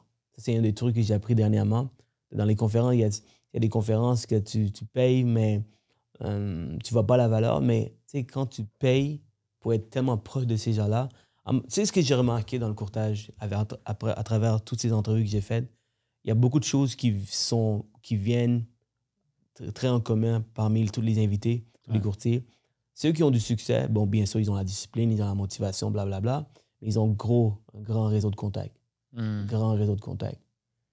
Alors, ce genre de réseau de contacts, des fois, il faut que tu prends des shortcuts pour les avoir. Et la meilleure façon de les avoir, c'est tu te payes. Mettons que Cyril Jeune organise une formation. Ça coûte 10 000 $. Si tu veux parler à Cyril Jeune, paye cette formation. De un, tu vas apprendre. Mais de deux, tu deviens intéressant pour Cyril Jeune. Tu peux peut-être aussi donner ton truc. Tu parlais, quand tu étais sur le bateau, tu nous avais donné le truc que Ryan t'a donné, qui était la mire. Dans le fond, que quand tu as quelqu'un que tu cibles, d'aller communiquer avec tout son cercle alentour. Bien sûr. Donc, une des questions que j'avais dans le podcast qui va sortir bientôt, c'était comment tu vends des maisons à 250 millions. Donc, probablement, tu as des... C'est sûr que tes clients, c'est tous des milliardaires. Ouais. Comment tu fais pour approcher ces milliardaires, tu vois? Parce qu'il a commencé, même si aujourd'hui il est connu, mais il y a quelques années aussi, il vendait des propriétés avec plusieurs millions de dollars. Donc, ta clientèle, c'est des milliardaires. Il me dit, Cyril Jeune, tu connais le logo Target? Il dit, oui. Ben, Target, c'est un cercle avec un point rouge au milieu. Mais dis-toi que le point rouge, c'est les milliardaires. Et le cercle, c'est les gatekeepers. Ceux qui travaillent pour les milliardaires. Ça peut être les conseillers financiers, des comptables, des fiscalistes, leurs jardiniers, leurs cuisiniers, leurs femmes peut-être. Alors, tout ce monde-là. Donc, moi, mon truc, c'est que j'essaie d'avoir le contact, l'approche, la proximité avec ces gatekeepers. À force d'envoyer des courriers, de faire du email marketing, du mail marketing, whatever it takes, j'essaie de rentrer en contact avec ces personnes. Puis à un moment donné, lorsqu'ils vont entendre parler de l'immobilier, ils vont référer Ryan à ces personnes. Donc, même chose pour moi. Donc, on fait. Moi, je pense que tout le monde fait la même chose. Tu vois? Si tu veux parler à Dom, j'approche Sam, j'approche quelqu'un de proche de Sam, puis qui va me mettre en communication avec Dom. Tu vois? Donc, on fait un peu tous les jours. Le même job. Donc, c'est la même chose. Peu importe le niveau, c'est les mêmes trucs, c'est la même façon. Quand tu l'as en visualisation, ça te permet de faire des choix aussi stratégiques. Des fois, tu sais, oui, on le fait des fois indirectement, tout ça.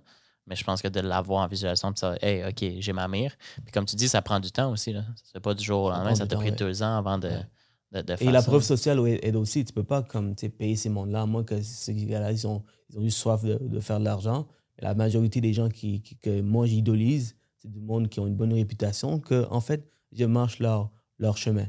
Je ne prends les mêmes pas qu'eux, parce que je sais que le succès, tu ne réinventes pas. Tu regardes quelqu'un qui l'a déjà fait, tu prends les mêmes directions. Et si tu as une bonne discipline, tu es très motivé, tu vas l'avoir. Je veux réussir comme Dom, mais je m'assois à côté de Dom, puis je regarde tout ce qu'il fait, comment il mange, comment il parle, comment il mange. Comme Anthony Robbins dit, success leave clues. Mais tu ris, hein, tu dis ça, comment il mange, tout ça. Puis quand j'ai commencé en immobilier, oui, j'ai rejoint l'équipe Groupe Lamar, mais je me suis dit, Dom, il réussit. Je sais pas qu'est-ce qu'il fait, je sais pas comment il fait, mais il réussit, ça marche, ces trucs. Fait que qu'est-ce que je vais faire? Juste copier tout ce qu'il fait. Il arrivait à 7 h le matin au bureau, j'arrivais à 7 h le matin au bureau. Il s'entraînait, je m'entraînais. Il partait à 9 h le soir, je partais à 9 h le soir.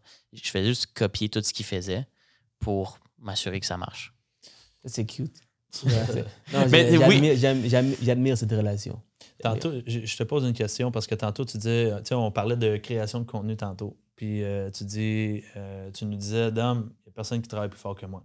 Ou du moins dans la création de contenu puis dans le travail en tant que tel. À quel point la culture de travail est importante pour le succès d'un courtier ou de quelqu'un qui veut performer en affaires? T'es bon, hein? T'es très bon. Hein? Alors, donc, podcast Groupe Lamar. La culture. Donc, pour récapituler ta question, tu dis à quel point c'est important de travailler fort. Ouais. Right? C'est la base, c'est la fondation. Il y a beaucoup de personnes qui ont des grandes ambitions, des grands rêves, ils veulent accomplir des choses, ils veulent faire des millions. Mais je remarque très fréquemment avec des personnes que je courtois tous les jours, ils ont toutes ces ambitions, mais le travail n'est pas là. Ils veulent rentrer à 5 h l'après-midi. Ils veulent commencer leur journée à 9 h.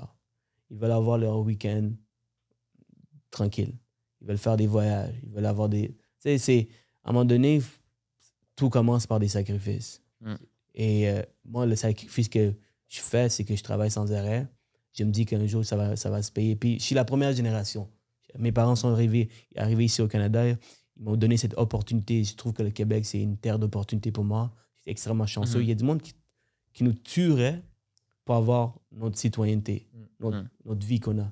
Donc, on est tellement chanceux d'être ici parce que tu vois, souvent les gens, ils voient pas cette chance parce qu'ils ont rien sur lesquels comparer, tu vois. Ouais. Donc, moi, je vais dans mon pays, je vois à quel point ils ont rien là-bas. Donc, je suis comme, damn. C'est drôle. À un moment donné, je vais au Sri Lanka. Puis, j'avais peut-être 16, 17 ans. Puis, toutes les filles me regardent. Là, je suis comme, qu'est-ce qui se passe? Tu vois? Parce qu'ils savaient que je suis Canadien. Mais, j'ai comme compris que s'ils sont capables d'avoir quelque chose avec moi, c'est leur fille est faite. C'est leur vie est faite. À quel point ils sont désespérés, tu vois. Fait que tu retournes à quelle fréquence au stade? Une fois ou 3-4 ans. Ouais. OK. Non, là, je suis pas dans le marché, là. Je suis pas dans le marché. Mais ce que je veux dire par là, c'est que on est tellement chanceux d'être ici. Donc, parce que je sais qu'est-ce qu'il y a ailleurs, je me dis, je suis la première génération. Si je fuck up, mes enfants vont m'en vouloir. Parce que lui, s'il est d'ambition, mon enfant, s'il veut accomplir des grandes choses, il doit recommencer à nouveau. Il doit tout apprendre.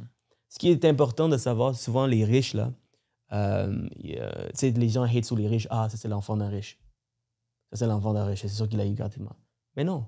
Parce que souvent, quelqu'un qui veut pas donner son wealth, c'est ce qu'il a dans la tête. Ouais, knowledge. C'est comment ça fonctionne la bourse, comment ça fonctionne l'immobilier. Il donne toutes les shortcuts.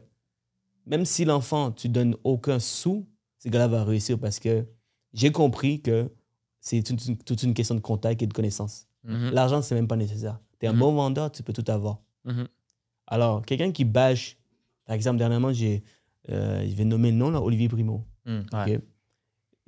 Souvent, j'ai entendu du monde qui bâche sur lui parce que c'est un enfant d'un père qui a de l'argent. Il dit, man, ça fait quoi? Ouais. Le gars, il a pris une plage ou, je sais pas, une terre, puis il a rendu Beach Club où il invite Justin Bieber, puis tous ces gens-là. Ouais.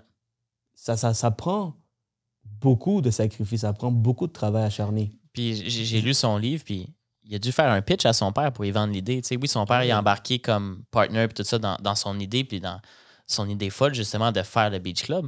Mais faut que tu sois bon en vente pour pitcher ça à quelqu'un qui a de l'argent pour qu'il investisse dans ton projet. Souvent, le père qui a travaillé tellement fort pour faire son argent, il ne va pas donner à son enfant qui demande juste comme ça, hey, papa, donne-moi $1 million ou 100 000, peu importe. Non, il faut que tu me convainques. Si moi, je suis père, moi, j'ai de l'argent, mon fils, trust me, ça va être plus dur, même. Ça va être difficile de me convaincre. Mais si tu vois que tu as le vouloir, puis tu es ambitieux, tu es travaillant, tu fais des sacrifices, il va te donner l'argent. Et là, il faut que tu me prouves parce que next time, tu n'auras pas mon argent. Tu vois? Alors, je pense que I wish I had my parents that can share all those information that I'm trying to get it right now. Ouais. J'essaie d'aller chercher ces informations en ce moment pour que pour ma prochaine génération, ils peuvent acquérir toutes ces infos. Donc, pour répondre à ta question qui était longue quand même, ma réponse, c'est effectivement, il faut faire le sacrifice aujourd'hui. Puis là, tu dis que tu sacrifies beaucoup pour donner beaucoup de travail. Y a-t-il d'autres choses que tu as sacrifiées pour monter la business que tu as aujourd'hui?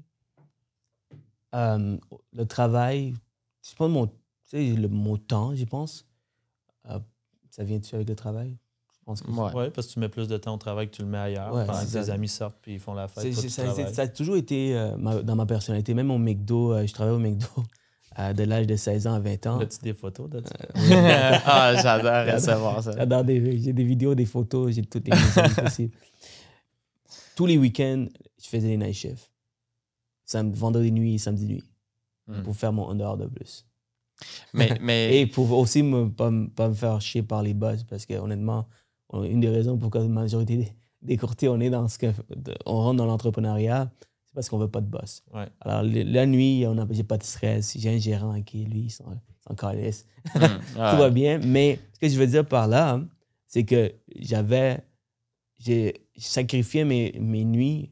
Les vendredis nuits, là, c'est un hotspot, là. C'est là que tout se passe. Ah ouais, c'est un bon point. C'est très chaud, très chaud.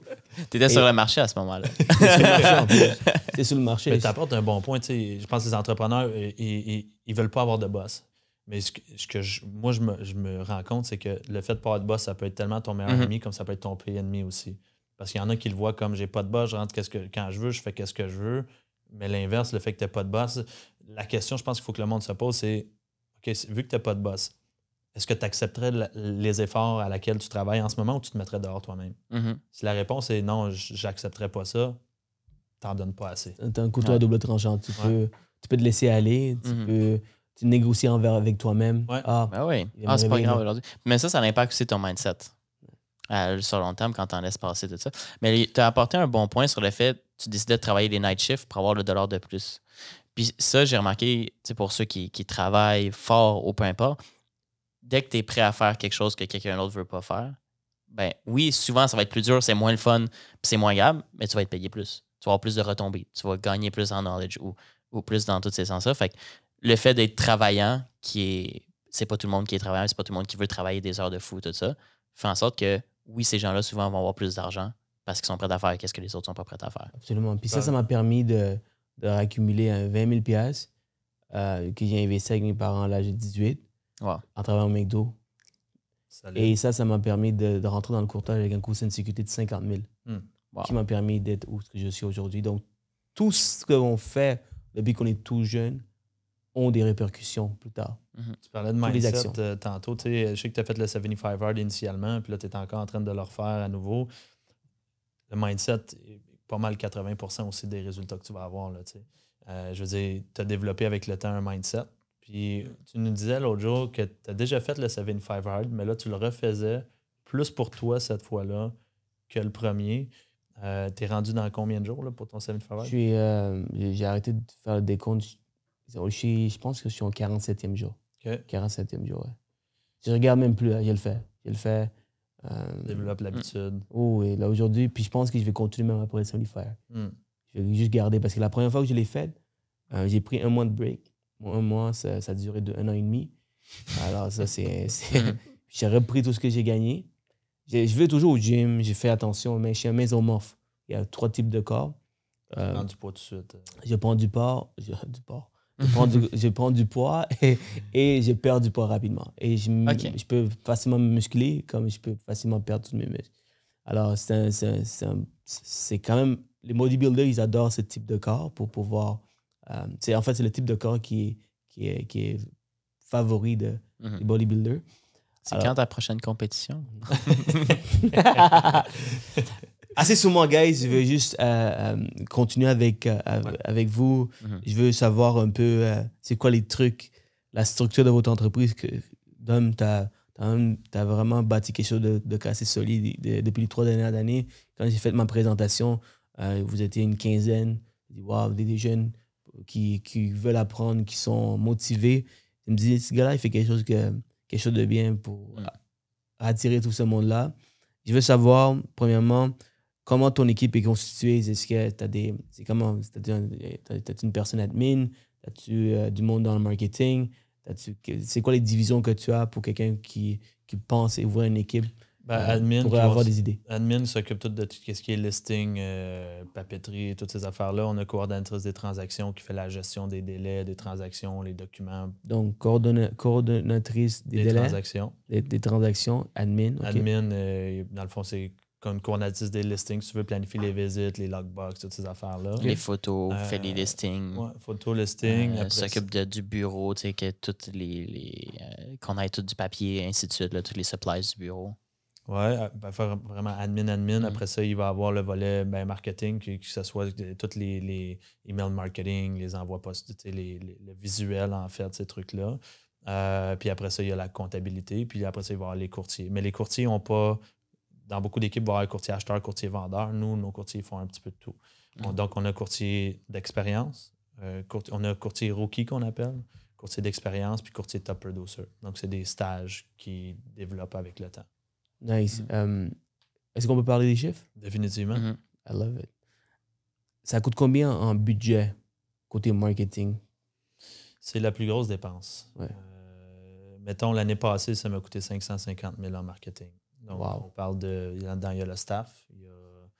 Il va y avoir staff, il va y avoir papeterie, il va y avoir à gauche, à droite, tout ce qu'on fait, en fait. Et tu fournis les leads à tes courtiers? Oui, ça, c'est pas inclus dans le marketing. Mais oui, les courtiers, comment ça marche dans mon équipe? c'est qu'on partage tout. Moi, quand j'ai commencé l'équipe initialement parce que j'ai eu des trucs qui faisaient que les courtiers ne veulent pas partager leurs trucs, ne veulent pas rien donner. Fait que nous autres, ce qu'on fait, c'est simple. Toutes les leads qui rentrent pour moi, pour Sam, pour tous les courtiers, ça va dans un bassin. Puis ça s'appelle un pond. Fait que ça va dans un pond. Puis tout le monde appelle. Quand tu bookes le rendez-vous, tu te l'attitude, tu travailles le client d'attitude. Nos anciens clients, notre sac d'influence reste à nous. Ils ne sont pas partagés. Mais quand il y a des nouveaux leads qui rentrent dans le système, ils s'en vont là, tout le monde les travaille, puis on collabore de ces transactions-là ensemble. Et tes leads viennent de quel... Majoritairement, ils viennent de Facebook? Les sources, écoute, il y a une panoplie de sources, beaucoup, là, mais en gros, je te dirais Google, Facebook, Instagram, que ce soit des pubs, que ce soit l'organique aussi. Ça va venir de tout ce qui est du proprio, expiré, cold call, porte-à-porte. Les gens qui nous appellent sur nos listings aussi beaucoup. Property Inquiry, sur nos Présentement, listings. vous avez combien de listings? Comment ça fonctionne? Est-ce que chaque personne dans ton équipe, ils peuvent afficher leur pancarte ou c'est le pancarte de donne? Seulement courtier d'expérience et plus. Donc, pour devenir courtier d'expérience, on réévalue à chaque trimestre. Il faut que tu apportes 2 ventes et 2 listings par mois à l'équipe. Pour être top producer, c'est 4 ventes, 4 listings par mois. Quand tu es courtier d'expérience et plus, tu as ta face avec la mienne, donc ta pancarte avec la mienne, que si ça te tente de l'avoir, c'est pas tous les courtiers qui le veulent. Donc, si ça te tente, tu peux faire tes pancartes, puis on les met ensemble, il n'y a pas de problème.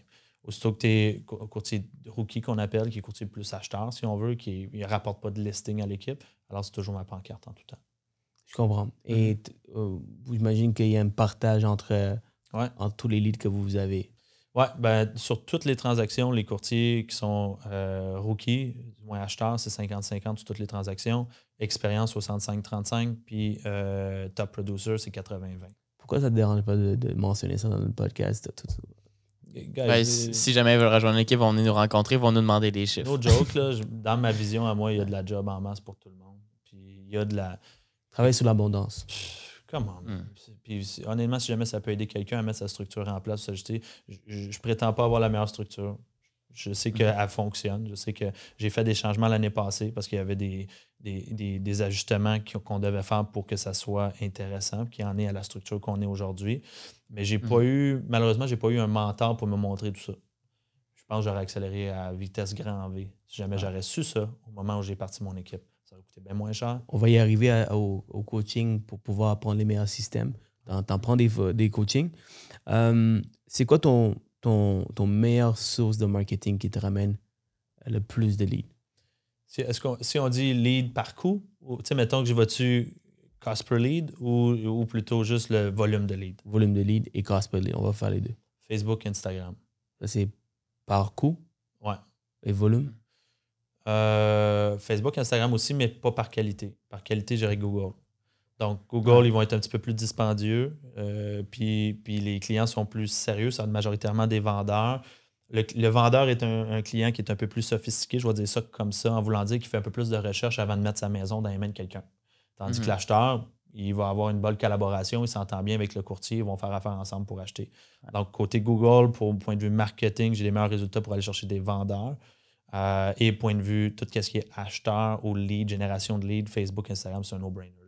Ça coûte des peanuts, puis on fait énormément de transactions avec ça. Ouais. Vraiment intéressant.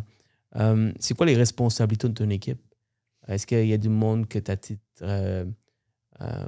lui, cette personne-là, il s'occupe de cette tâche-là? Est-ce que tu as des responsabilités à ton équipe? Chaque cadre, exemple, admin, coordo, tout ça, ils ont leur barème, sont responsables de quoi. Mais quand vient le temps du courtier, c'est plutôt quand vient le temps du courtier d'expérience. Quand tu tombes courtier d'expérience, on attitre des rookies avec toi.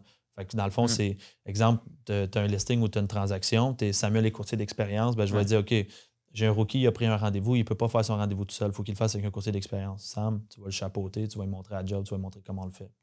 Parlons de leadership maintenant. J'attaque un peu avec les questions, mais c'est des questions qui sont très super importantes. Super importantes.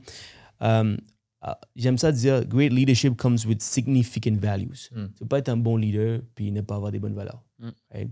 Je vois clairement, avec tout ce que tu as vécu depuis le début, tu as une fondation très solide qui est respectée par les membres de ton équipe puis toutes les personnes que tu courtoies. Comment une des questions que j'ai pour toi, c'est comment tu vires les gens en tant que leader. Parce que c'est pas facile. Là. Honnêtement, j'ai vraiment de la misère avec ça parce que les gens me disent que j'ai un grand cœur, puis je pense tout le temps à la répercussion de l'autre personne. Quand tu vires, donc j'ai plus tendance à regarder pour l'autre, qu'est-ce que ça peut faire, que le coût que ça me coûte, les dégâts que ça me fait en les garder. Donc, c'est quoi ta meilleure réponse à ça? Comment je fais, en fait, pour dire remercier quelqu'un? Ouais. Ben, en gros, je pense que quand tu crois tellement fort à tes valeurs, puis que tu sais, mettons que moi, il y a des trucs, mettons, dans l'équipe qui se font, qui sont zéro en lien avec mes valeurs. Il n'y a pas vraiment de trucs. Je pense qu'il faut juste que tu... Je sais même pas comment répondre à la question. Je vais reculer, je sais même pas comment y répondre. Je pense qu'il n'y a pas de truc en tant que tel. Je prends une décision en lien avec où on veut s'en aller. Par exemple, est-ce que tu vas approcher une fois, tu vas dire ça fonctionne pas, tu vas donner une chance? Ouais, j'ai amélioré mon approche à ce niveau-là. ça l'a évolué. Okay. Ouais. Parce que initialement, je suis blanc ou noir dans la vie. C'est you're in or you're out. That's it, that's all. Puis initialement, je me suis rendu compte qu'on peut pas être de même avec le monde. Puis maintenant, je les rencontre, je leur parle, j'essaie de comprendre leur point de vue. Puis quand je me rends compte que ça fait plus de sens, j'essaie autant que possible de pas moi-même leur dire « bye ». J'essaie que la décision vienne de leur côté. Puis je t'explique rapidement pourquoi.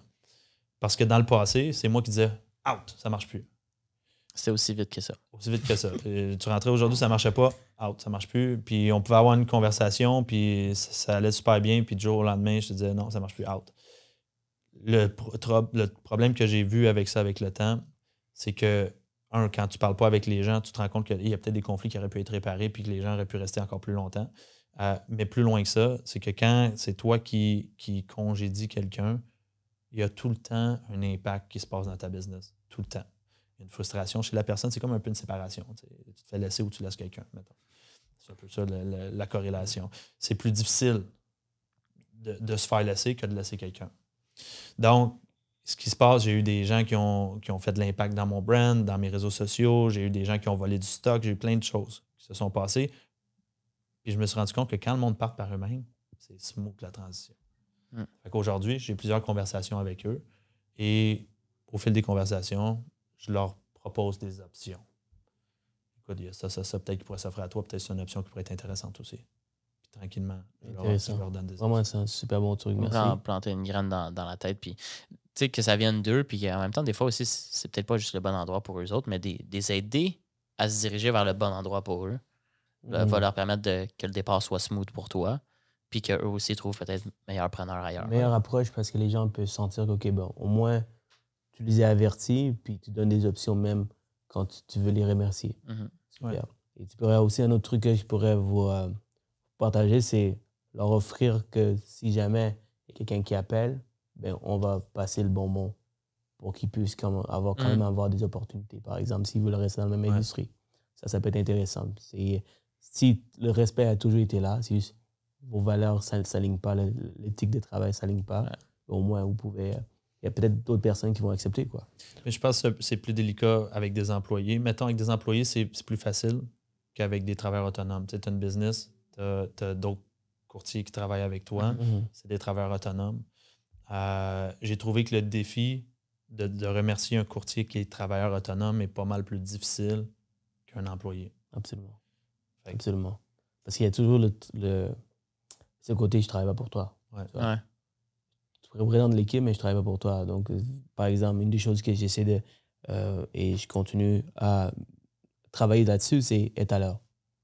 Aujourd'hui, je suis pas venu à l'heure. Sharp, ça s'améliore. T'es arrivé à 8h15, sharp. Être à l'heure. Mais c'est surtout dans les meetings d'équipe où on veut tous tout être présent. Parce que moi, je donne du temps, je peux continuer à faire ma business, je donne du temps, donc c'est important que tout le monde soit à l'heure. Alors, tu sais, travailler là-dessus, c'est super important, tu vois. Alors, je sais pas où est-ce que je voulais aller avec ça, là. J'ai un petit problème de mémoire. Là, tu parlais que c'était ton début pour coacher un peu tes courtiers. Oui, c'est ça. Ils sont pas importants. En fait, ils sont pas importants. Ils sont pas obligés de venir à l'heure parce que c'est tout des travailleurs autonomes. Mais par respect pour la personne qui te donne le coaching, c'est super important. Donc, un des trucs, c'est si tu viens pas à l'heure, ben, tu restes dehors. Ouais. Donc, tu restes dehors. C'est un bon truc. Les autres, ce qu'on utilise, c'est radicalement transparent. On call out le monde. devant tout le monde et on leur autorise à eux aussi nous caller out. Ouais. Fait que, exemple, il n'arrive pas à l'heure. Guys, le rendez-vous est à 1h, vous le savez, où il joue sur son téléphone. Ça arrive. Là. Dans le meeting, le monde joue sur le téléphone ou tape au PC. Hey, ferme ton téléphone, arrête d'être. On est focus. Là. Puis on autorise, dans le fond, cette culture-là de laisser le monde nous call out puis d'être juste radicalement transparent avec nous, sans offense. C'est pas contre toi, c'est juste, guys, c'est comme ça. Là, t'sais. Puis avec le temps, les gens à l'interne de l'équipe se call out entre eux autres mêmes. De façon polie, professionnelle, mais ça vient apporter une culture de... Tu sais, mettons, le monde dans le bureau ne font pas leur call le matin. Ben, nous autres, de 9 à 11, on fait nos calls le matin. C'est comme ça dans l'équipe. Ben, quand on en voit qui n'en font pas, guys, tu fais quoi? C'est pas le temps d'envoyer tes demandes de visite, c'est le temps de faire tes calls. Mais ils ont le droit de me faire la même chose. Quand ils voient que je suis en train de jaser à l'admin, j'ai ceux qui passent et qui disent « Hey, t'es pas en train de faire tes calls. » C'est correct. Ça nous remet un peu plus à camp. C'est pour se tenir accountable, entre nous. Effectivement. Donc, le fait que tu as présenté à l'équipe, vous pouvez le faire à vous également. Donc, ça permet d'avoir plus de aise à avoir ce genre de discussion. Ouais. Superbe. Comment tu recrutes les gens? Qu'est-ce qui est important? Qu'est-ce que tu peux donner comme conseil pour éviter certaines erreurs dès le départ en choisissant les bonnes personnes? OK. Je vais dire comme ça. Je pense que le recrutement passe par le volume. C'est ce que je pense. En voulant dire que j'ai besoin de parler à beaucoup de personnes potentielles pour pouvoir trouver la bonne personne qui va pouvoir fitter dans l'équipe. Puis des fois, exemple, je peux avoir une personne qui est jointe dans l'équipe, ça a l'air d'être le fit parfait. Puis 3 mois, c'est un autre game. Complètement. Il y a un syndrome là, du 90 jours. Quand une personne rentre dans une entreprise, 90 jours, ça pousse.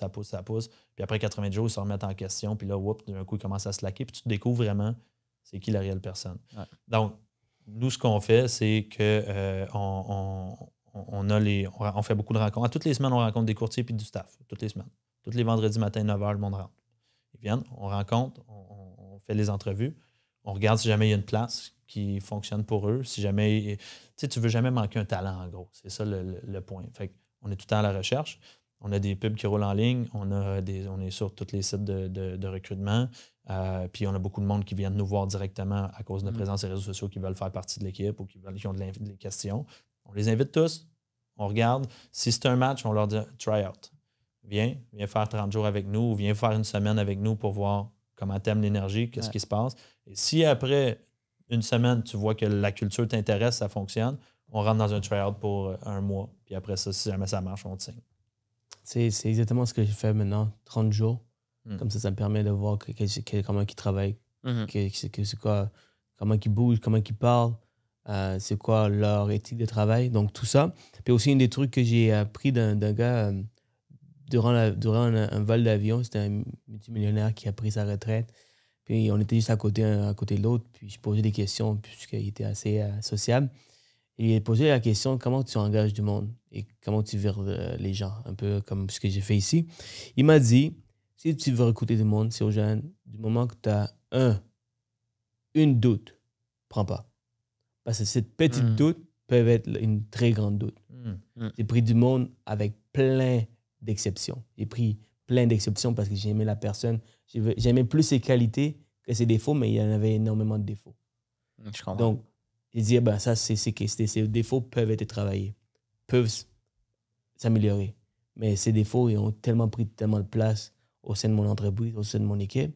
J'ai dit, mon Dieu, c'est incroyable. C'est impossible que je peux garder cette personne. Un autre point que je peux ajouter sur comment on fait le recrutement, il y en a beaucoup qui nous envoient des CV et tout ça. Puis les CV, on ne les regarde pas vraiment. Quand les gens arrivent, c'est une rencontre en personne, on a un feeling avec la personne. On a bâti l'équipe sur des valeurs de famille. On sait qu'on va passer toutes nos journées avec toi, qu'on va être autour de toi tout le temps. Que tu aies fait peu importe quelles études, que tu ne l'aies pas fait aussi, si tu es prête à travailler puis que l'énergie que tu apportes dans l'équipe, elle est bonne, on est prêt à te donner tous les outils pour réussir. Excellent. Merci les gars pour le partage. On va aller avec les 5 questions. All right? C'est pas mal ça. Shoot your shot, shooter. Yes. J'allais dire, une des questions que j'avais, c'est que tu as coupé beaucoup de monde, incluant tes parents dans le passé. Tu es un loup solitaire, mais ça, tu as déjà répondu. Donc, on va. Grant Cardone, Patrick Bet-David, Ryan Serhant, Tony Robbins. Tu sais que tu étais un fan de Yeah. toutes ces personnes-là que je viens de nommer. Ton choix numéro 1. Grant. Grant, pourquoi? Un, pour l'immobilier, mais deuxième des choses, pour la drive, puis le feu intérieur qu'il y a de vouloir apporter tout à un autre niveau. Puis en deuxième, je mettrais Tony Robbins. Tony Robbins. Et toi, Sam? Moi, c'est Grant aussi numéro 1. Le mindset, pendant 2-3 ans, j'avais Grant comme alarme le matin pour me réveiller. Pour pas First donner... rule of selling. Ouais, show up. First rule of success, c'est show up. C'était pendant 1 an, juste ça le matin qui me réveillait. Puis justement, l'énergie aussi qu'il dégage, autant dans ses vidéos, puis de ce qu'il dit, c'est clair, c'est précis, c'est fais ça, travaille fort, mets les efforts, pense à ton argent, puis ça va fonctionner. Puis en suivant ça, ça... Laissez-moi faire celle avec Ryan. Puis, guys, je vais amener Grant pour vous. Ben, Ici à Montréal. on a vu Grant au Multifamily Conference à Toronto. Ouais. Puis c'est là que ça s'est encore plus confirmé pour moi. Parce que tout ce qu'il dit en ligne, des fois, il y en a qui ont des personnages en ligne. Ils font des podcasts, tout ça. C'est un personnage en ligne, tu rencontres la personne, c'est pas la même chose. Il est venu sur stage. Aussitôt qu'il est rentré, il n'avait pas parlé encore. Puis tu sentais l'énergie dans la salle au complet qui a changé au complet. Puis qu'il y a une prestance. Puis tout ce qu'il disait aussi sur le stage reflétait exactement ce qui était dans ses vidéos, dans ses podcasts, puis tout ça. C'est une preuve d'authenticité puis de transparence. Il ternit pas son opinion. Puis ça, je pense que c'est pour toutes ces personnes-là que tu as mentionnées. Là. Ils sont authentiques envers eux autres, puis ils acceptent leur position. Puis ils acceptent qu'est-ce qu'ils mentionnent. Puis regarde, que tu sois en accord ou tu sois pas en accord, c'est quand même mon opinion. Puis voici pourquoi j'ai cette opinion-là, puis that's it, là, tu sais. Ils sont transparents. C'est ça, c'est ce point-là que moi j'aime. Tu sais, le premier livre que j'avais lu de Grant, c'était Sell or Be Sold, qui en fait reflète que dans la vie, tout est vente, et à savoir que tu aies une opinion ou une vision des choses, soit que tu la vends ou tu te la fais vendre. Donc, exemple, tu as réussi à vendre Ryan Siren sur l'idée de venir ici.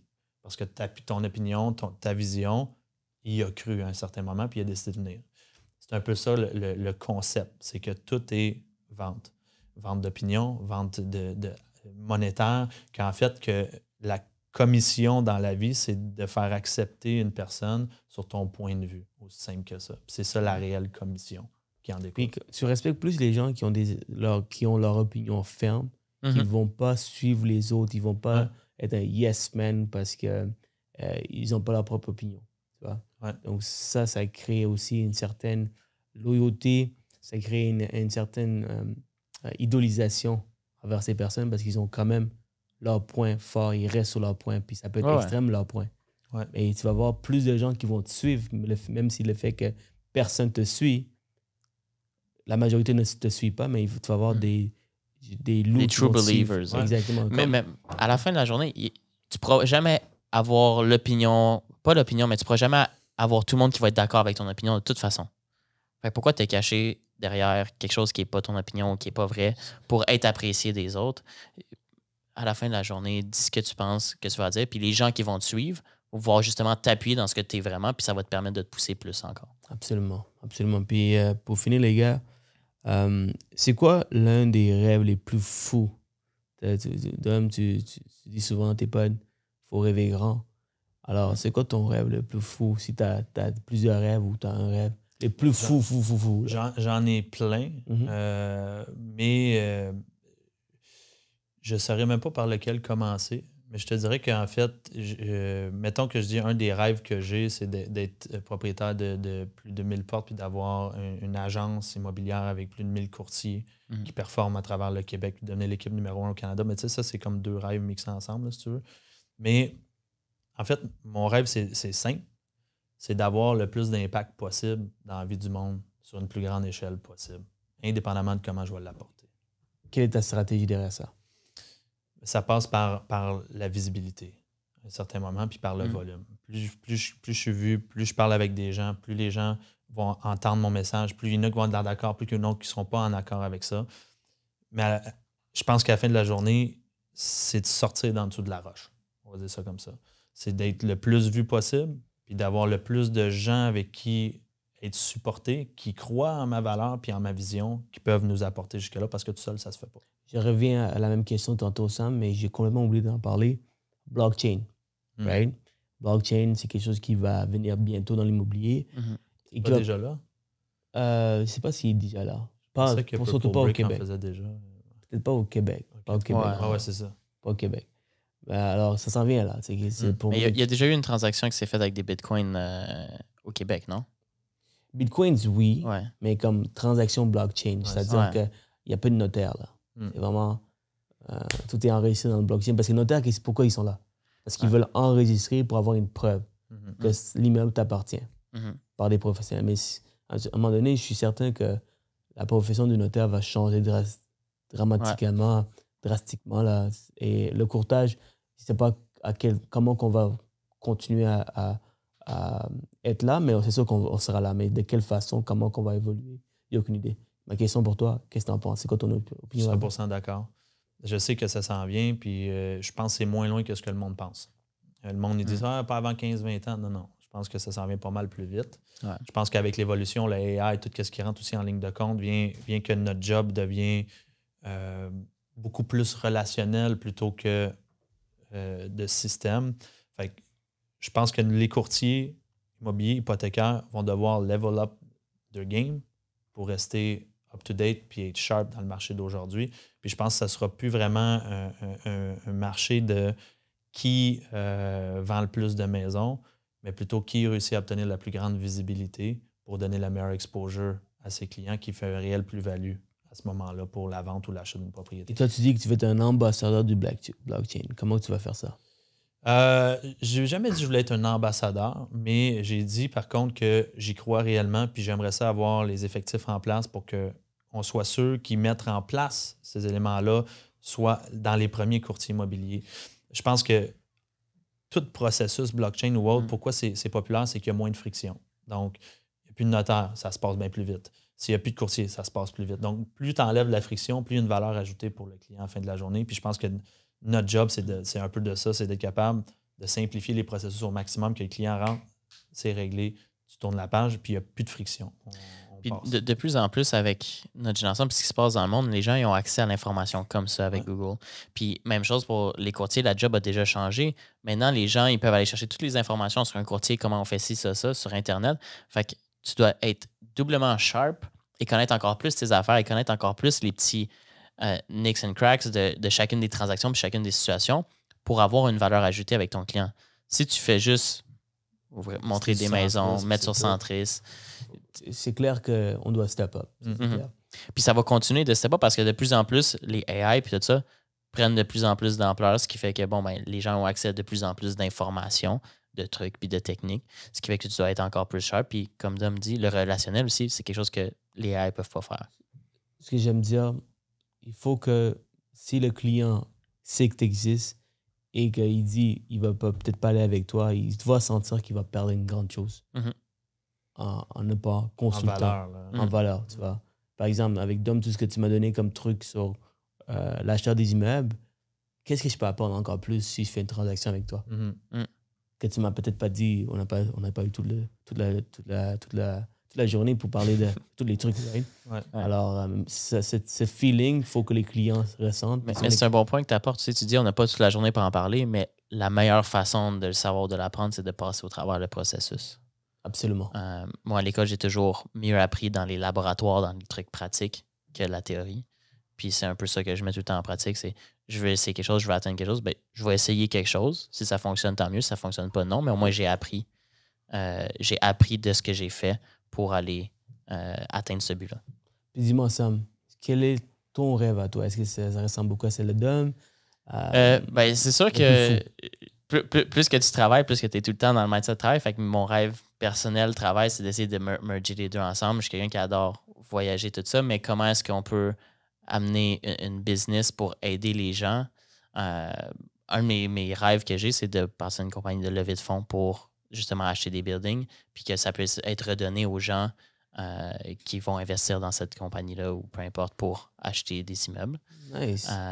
Ce qui peut être pas trop loin, mais en même temps, quand tu as atteint ça, comment est-ce que tu peux le scaler pour l'amener plus loin, pour que tout le monde puisse profiter des investissements immobiliers, puis peut-être le rendre autant accessible ou le plus possible que la bourse. Vraiment intéressant. Ben, regarde, vous êtes bien partis, les gars. Merci. J'ai menti, j'ai une dernière question. Si on devait retourner en arrière, rencontrer le jeune Dominique qui commence dans l'industrie, et tu devais donner un conseil qui va peut-être accélérer en grand V, comme tu dis, ta croissance, ce serait quoi comme conseil? Tu rencontres le jeune Dom, tu donnes 1 ou 2 conseils. Passe à l'action, puis je dirais l'analyse paralyse, en gros. OK. T'avais beaucoup de ça quand tu as commencé?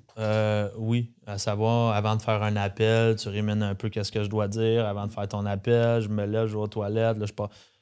T'as une chance, là. T'as une chance de te dire un conseil, puis c'est ça que tu te donnerais comme conseil. Parce qu'il va... Dom est assez intelligent pour figure out. Oui, puis non, parce que ça serait, je pense, le conseil. Moi je dirais, prends action en premier, puis tu figureras le reste après. C'est vraiment ça, je pense, que je donnerais comme T'aurais conseil. gagné plusieurs années en faisant ça? Je pense que oui. Je pense que oui. Puis, tu sais, en ce moment, on est dans des grosses discussions au bureau à savoir comment est-ce qu'on s'enligne, qu'est-ce qu'on fait. Mais à un certain moment, il faut arrêter l'analyse, puis il faut juste prendre décision. On figurera qu'est-ce qu'il y en est par après. Tu sais, avant de faire un investissement, il y a bien du monde, ils vont y penser pendant 2 ans avant de penser. Ben, arrête. Fais juste passer à l'action. Puis c'est la même chose, tu parlais le stage. Probablement que si jamais, tu me disais avant de rentrer en vidéo, tu dis, moi, j'ai tout le temps eu une phobie du stage. Tout le temps une phobie de parler devant le monde. Mais cette phobie-là, ça vient du fait qu'on pense à qu'est-ce qui peut arriver, qu'est-ce qui peut se passer, etc. Arrête de penser, fais-le, il arrivera ce qui arrivera quand tu seras là. C'est un peu ça que c'est exactement ce que je fais en ce moment. Ouais. C'est ça que je remarque. Que peu importe ce qui va arriver, arrivera. C'est juste prépare-toi pour pouvoir donner une bonne performance. C'est toi, ça? Dom, il dit ça, l'analyse paralyse. Puis je reprends comment j'ai commencé. Je suis quelqu'un qui est très perfectionniste. Puis justement, j'analysais beaucoup. Le nombre de fois que j'étais devant une fiche du proprio, là, puis là, j'analysais la fiche. Puis là, j'étais comme, OK, il y a tant de chambres, tout ça. Puis je vais l'appeler, puis tout ça. J'appelle, ça sonne, tombe sa boîte vocale. J'ai perdu 15 minutes de mon temps à regarder la fiche. J'aurais pu peut-être faire 5-10 appels de plus. Puis j'étais comme, sérieux, man? Non, ça c'est plate. C'est plate. Dis-moi, Ouais. toi, ça serait quoi ton meilleur conseil que tu donnerais à Je dirais de t'entourer des bonnes personnes ou des gens qui veulent aller vers ce que... Puis quand je dis t'entourer, pas juste dans ton entourage, mais qu'est-ce que tu consommes comme contenu aussi, que ce soit podcast ou peu importe. Puis d'avoir un blind faith. Il te donne un truc, il y a une raison pour laquelle il te donne ce truc-là, il y a une raison pour laquelle lui il a passé à travers ces étapes-là, puis qui te dit de faire ça comme ça pour atteindre ce que toi tu veux atteindre. Donc le blind faith envers les gens que tu es proche puis qui ont ce que toi tu veux avoir. Toi, ça serait quoi? Je suis curieux de savoir. Mon plus grand rêve ou le meilleur conseil? Meilleur conseil? Ouais. Le meilleur conseil, c'est que j'étais très conservateur dans les risques que je prenais. C'est-à-dire que si j'avais 5 000 piastres économisés ou mon 50 000, là, ça a pris plusieurs années pour que je dépense le tout.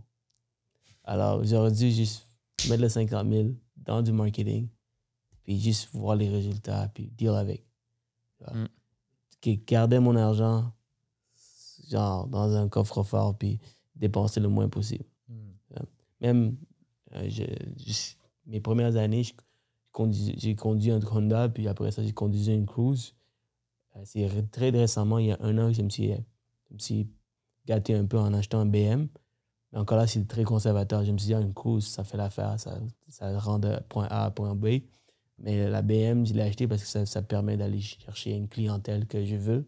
Donc, ça, c'est un investissement. Je vois ça comme plus un investissement que d'autres choses. Donc, je dirais juste prendre des risques plus rapidement. Puis, regarde, tu es bien entouré et tu as calculé dans un certain sens, ça va fonctionner. Mm-hmm. Mais tu sais, tu dis que ta BM, c'est un investissement. Je pense qu'à la fin de la journée, c'est toute une question de perception. Il y en a un qui va dire non, c'est pas un investissement, c'est une dépense, puis c'est ça. Mais le fait que toi, tu le vois comme un investissement, ça fait en sorte que quand tu arrives chez un client ou quand tu rencontres des gens, ça va t'apporter une certaine confiance, ça va t'apporter des choses qui ne sont pas quantifiables nécessairement, qui va peut-être t'apporter des résultats différents que si tu conduis une Cruise encore. Absolument. Regarde, j'ai une équipe, right? Et si tu conduis une Cruise et tu as une équipe, comment tu peux montrer à ces personnes-là? Souvent, les gens, ils viennent pour le succès. Une des premières choses qui viennent pour le succès. Alors, c'est dommage que cette personne-là n'a pas vu le succès que je peux apprendre parce qu'il y a déjà une perception de moi parce que je conduis une Cruise. Alors, c'est comme un shortcut pour dire, OK, ben voici tu devrais me parler parce que j'ai un certain succès, puis ça serait dommage pour lui de pas me regarder parce que j'ai conduit une cruise. Donc, c'est un shortcut, mais ça ne veut pas dire que c'est la réponse ultime. Il y a aussi qu'est-ce que tu dis, comment tu parles. C'est une des raisons pourquoi quand tu montes dans la classe sociale, les gens s'achètent des Rolex, les gens s'achètent des beaux vêtements, ils ont une grande maison. Il y en a qui le font parce qu'ils aiment ça, il y en a d'autres qui le font parce que c'est purement stratégique. Ryan, il s'en va voir Jeff Bezos, là. Il s'habille comme un itinérant, évidemment. Ça ne fonctionne pas, tu vois. Et les conversations que ça amène parce que tu as ces matériaux, ça va aussi connecter avec l'autre personne. Donc, je pense que, par exemple, si je regarde mentalement avec ton développement personnel, si tu es tellement avancé, puis l'autre personne, il commence, vous ne pouvez pas avoir la même communication, vous ne pouvez pas avoir la même synchronisation, donc ça fait que vous n'avez aucun intérêt. Donc, c'est ça que tu peux avoir ce shortcut, même si tu n'as pas les matériaux en ayant ton mindset, mais ça aide à avoir les deux. Qu'est-ce que tu penses, Dom? Définitivement. Moi, quand j'ai fait, initialement, j'avais un Ford Escape, puis quand je travaillais sur le chantier, puis j'ai commencé comme courtier. C'est une bonne comparaison, l'auto, d'ailleurs. Avec mon Ford Escape. Puis mon directeur d'agence me disait, Dom, il faut que tu changes d'auto. Je dis, ben non, fais le job, il est beau, il n'est pas si vieux que ça, tout le kit. J'ai besoin d'un truck. Il dit, non, tu vois, chez tes clients, ça va faire une différence. J'ai acheté une vieille C300 2011. Dans ce temps-là, elle était brune. Tu sais, l'auto de ton grand-père, genre. Là. Puis j'ai vu une différence dans ma business. C'est niaiseux. Mais quand j'arrivais à la porte, les clients me disaient, ça a l'air de rouler tes affaires, tu sais. Puis il y avait. Fait que comme samedi, c'est un peu une question de perception aussi, qu'est-ce que tu dégages. J'arrivais tout en shirt, mais je sortais de mon Ford Escape versus là, je sortais d'une Mercedes. C'est un vieux modèle, mais juste le fait qu'il portait le nom Mercedes, le monde avait une perception. Et souvent, ceux qui comparent avec mais Mark Zuckerberg, il a toujours un soulier blanc. Il n'est pas à la même place que nous. Exact. C'est quand tu compares avec ces personnes-là, mais lui, il n'a pas besoin de faire ça, mais pourquoi nous, on doit se prouver? Parce que lui, il n'a rien à prouver, tout le monde le connaît. Nous, on a tout à prouver. En fait, lui, il faut qu'il fasse l'inverse pour avoir de l'air accessible. C'est ça la grosse différence. Mettons Gary Vee. Gary Vee, il arrive suit up all the time avec une Porsche, le kit, tu dis, je ne pourrai jamais parler à ce gars-là, je ne vais même pas l'approcher. Eux, il faut qu'ils fassent la game inverse rendue à ce stade-là. Il faut qu'ils commencent à diminuer pour avoir l'impression d'être accessible, que les gens puissent aller le voir puis qu'il peut interagir avec son monde. C'est drôle que tu me dis ça parce que tu n'aimes pas le livre Comment influencer les gens, aimer les gens, mais pourtant, c'est des stratégies qu'ils en parlent. J'aime pas. Ce que j'aime pas dans ce livre-là, c'est comment il faut que tu sois caméléon. Comment ils disent, OK, ton client, il avance le bras. Ton client, il dit, j'aime ça, il faut que tu dis, j'aime ça. Tu comprends? C'est ça que j'aime pas. Mais il y a des bases de la communication. Puis il y a des bases que je pense que le monde, il faut qu'il apprenne quand tu es en affaires tout court, que, OK, je peux pas être 3 coches en haut de mon client. Je peux pas être pas accessible. Il faut qu'il y ait une relation qui se bâtisse, puis la relation se fait par l'entremise de la communication. Donc, il y a des bons points dans ce livre. Peut-être celle-là. C'est ça, guys. Merci beaucoup. Merci à toi. Merci. J'ai beaucoup aimé cette conversation et j'espère que les autres vont aussi également adorer. Si vous avez des commentaires, si vous voulez qu'on les réinvite, guys, marquez des commentaires dans la discussion, puis on peut aller plus en détail. Il y a tellement de choses qu'on n'a pas discuté. On a déjà fait presque 2 heures. 2 heures, guys? 2 heures? Voilà. Thank you pour l'invitation. Ça a passé vite, merci. Vraiment cool. Yes. Puis je suis content de t'avoir vu dans les événements dernièrement, tout ça. Pour vrai, ça fait. Tu sais, on se voit tout le temps sur les réseaux, tout ça. Mais plus loin que ça, tu sais, on a une vie aussi, tout ça. Puis tout ce que tu as travaillé puis tu as bâti à travers le temps, honnêtement. Là. J'ai apprécié. Good job. J'ai apprécié. Puis merci d'écouter le podcast. Yeah. Je le fais avec beaucoup de sueur, beaucoup de sacrifices. Puis j'aime le fait que vous amenez une certaine valeur à ce que j'ai fait. Donc j'apprécie vraiment. Merci les gars. Good. Merci. Good. Alright tout le monde, j'espère que vous avez apprécié l'épisode. Pour plus de contenu, cliquez la vidéo ici ou ici. Et surtout, guys, si vous voulez me remercier, n'oubliez pas de commenter, liker, partager et surtout abonnez-vous à ma page pour que j'amène encore plus de contenu uniquement pour vous.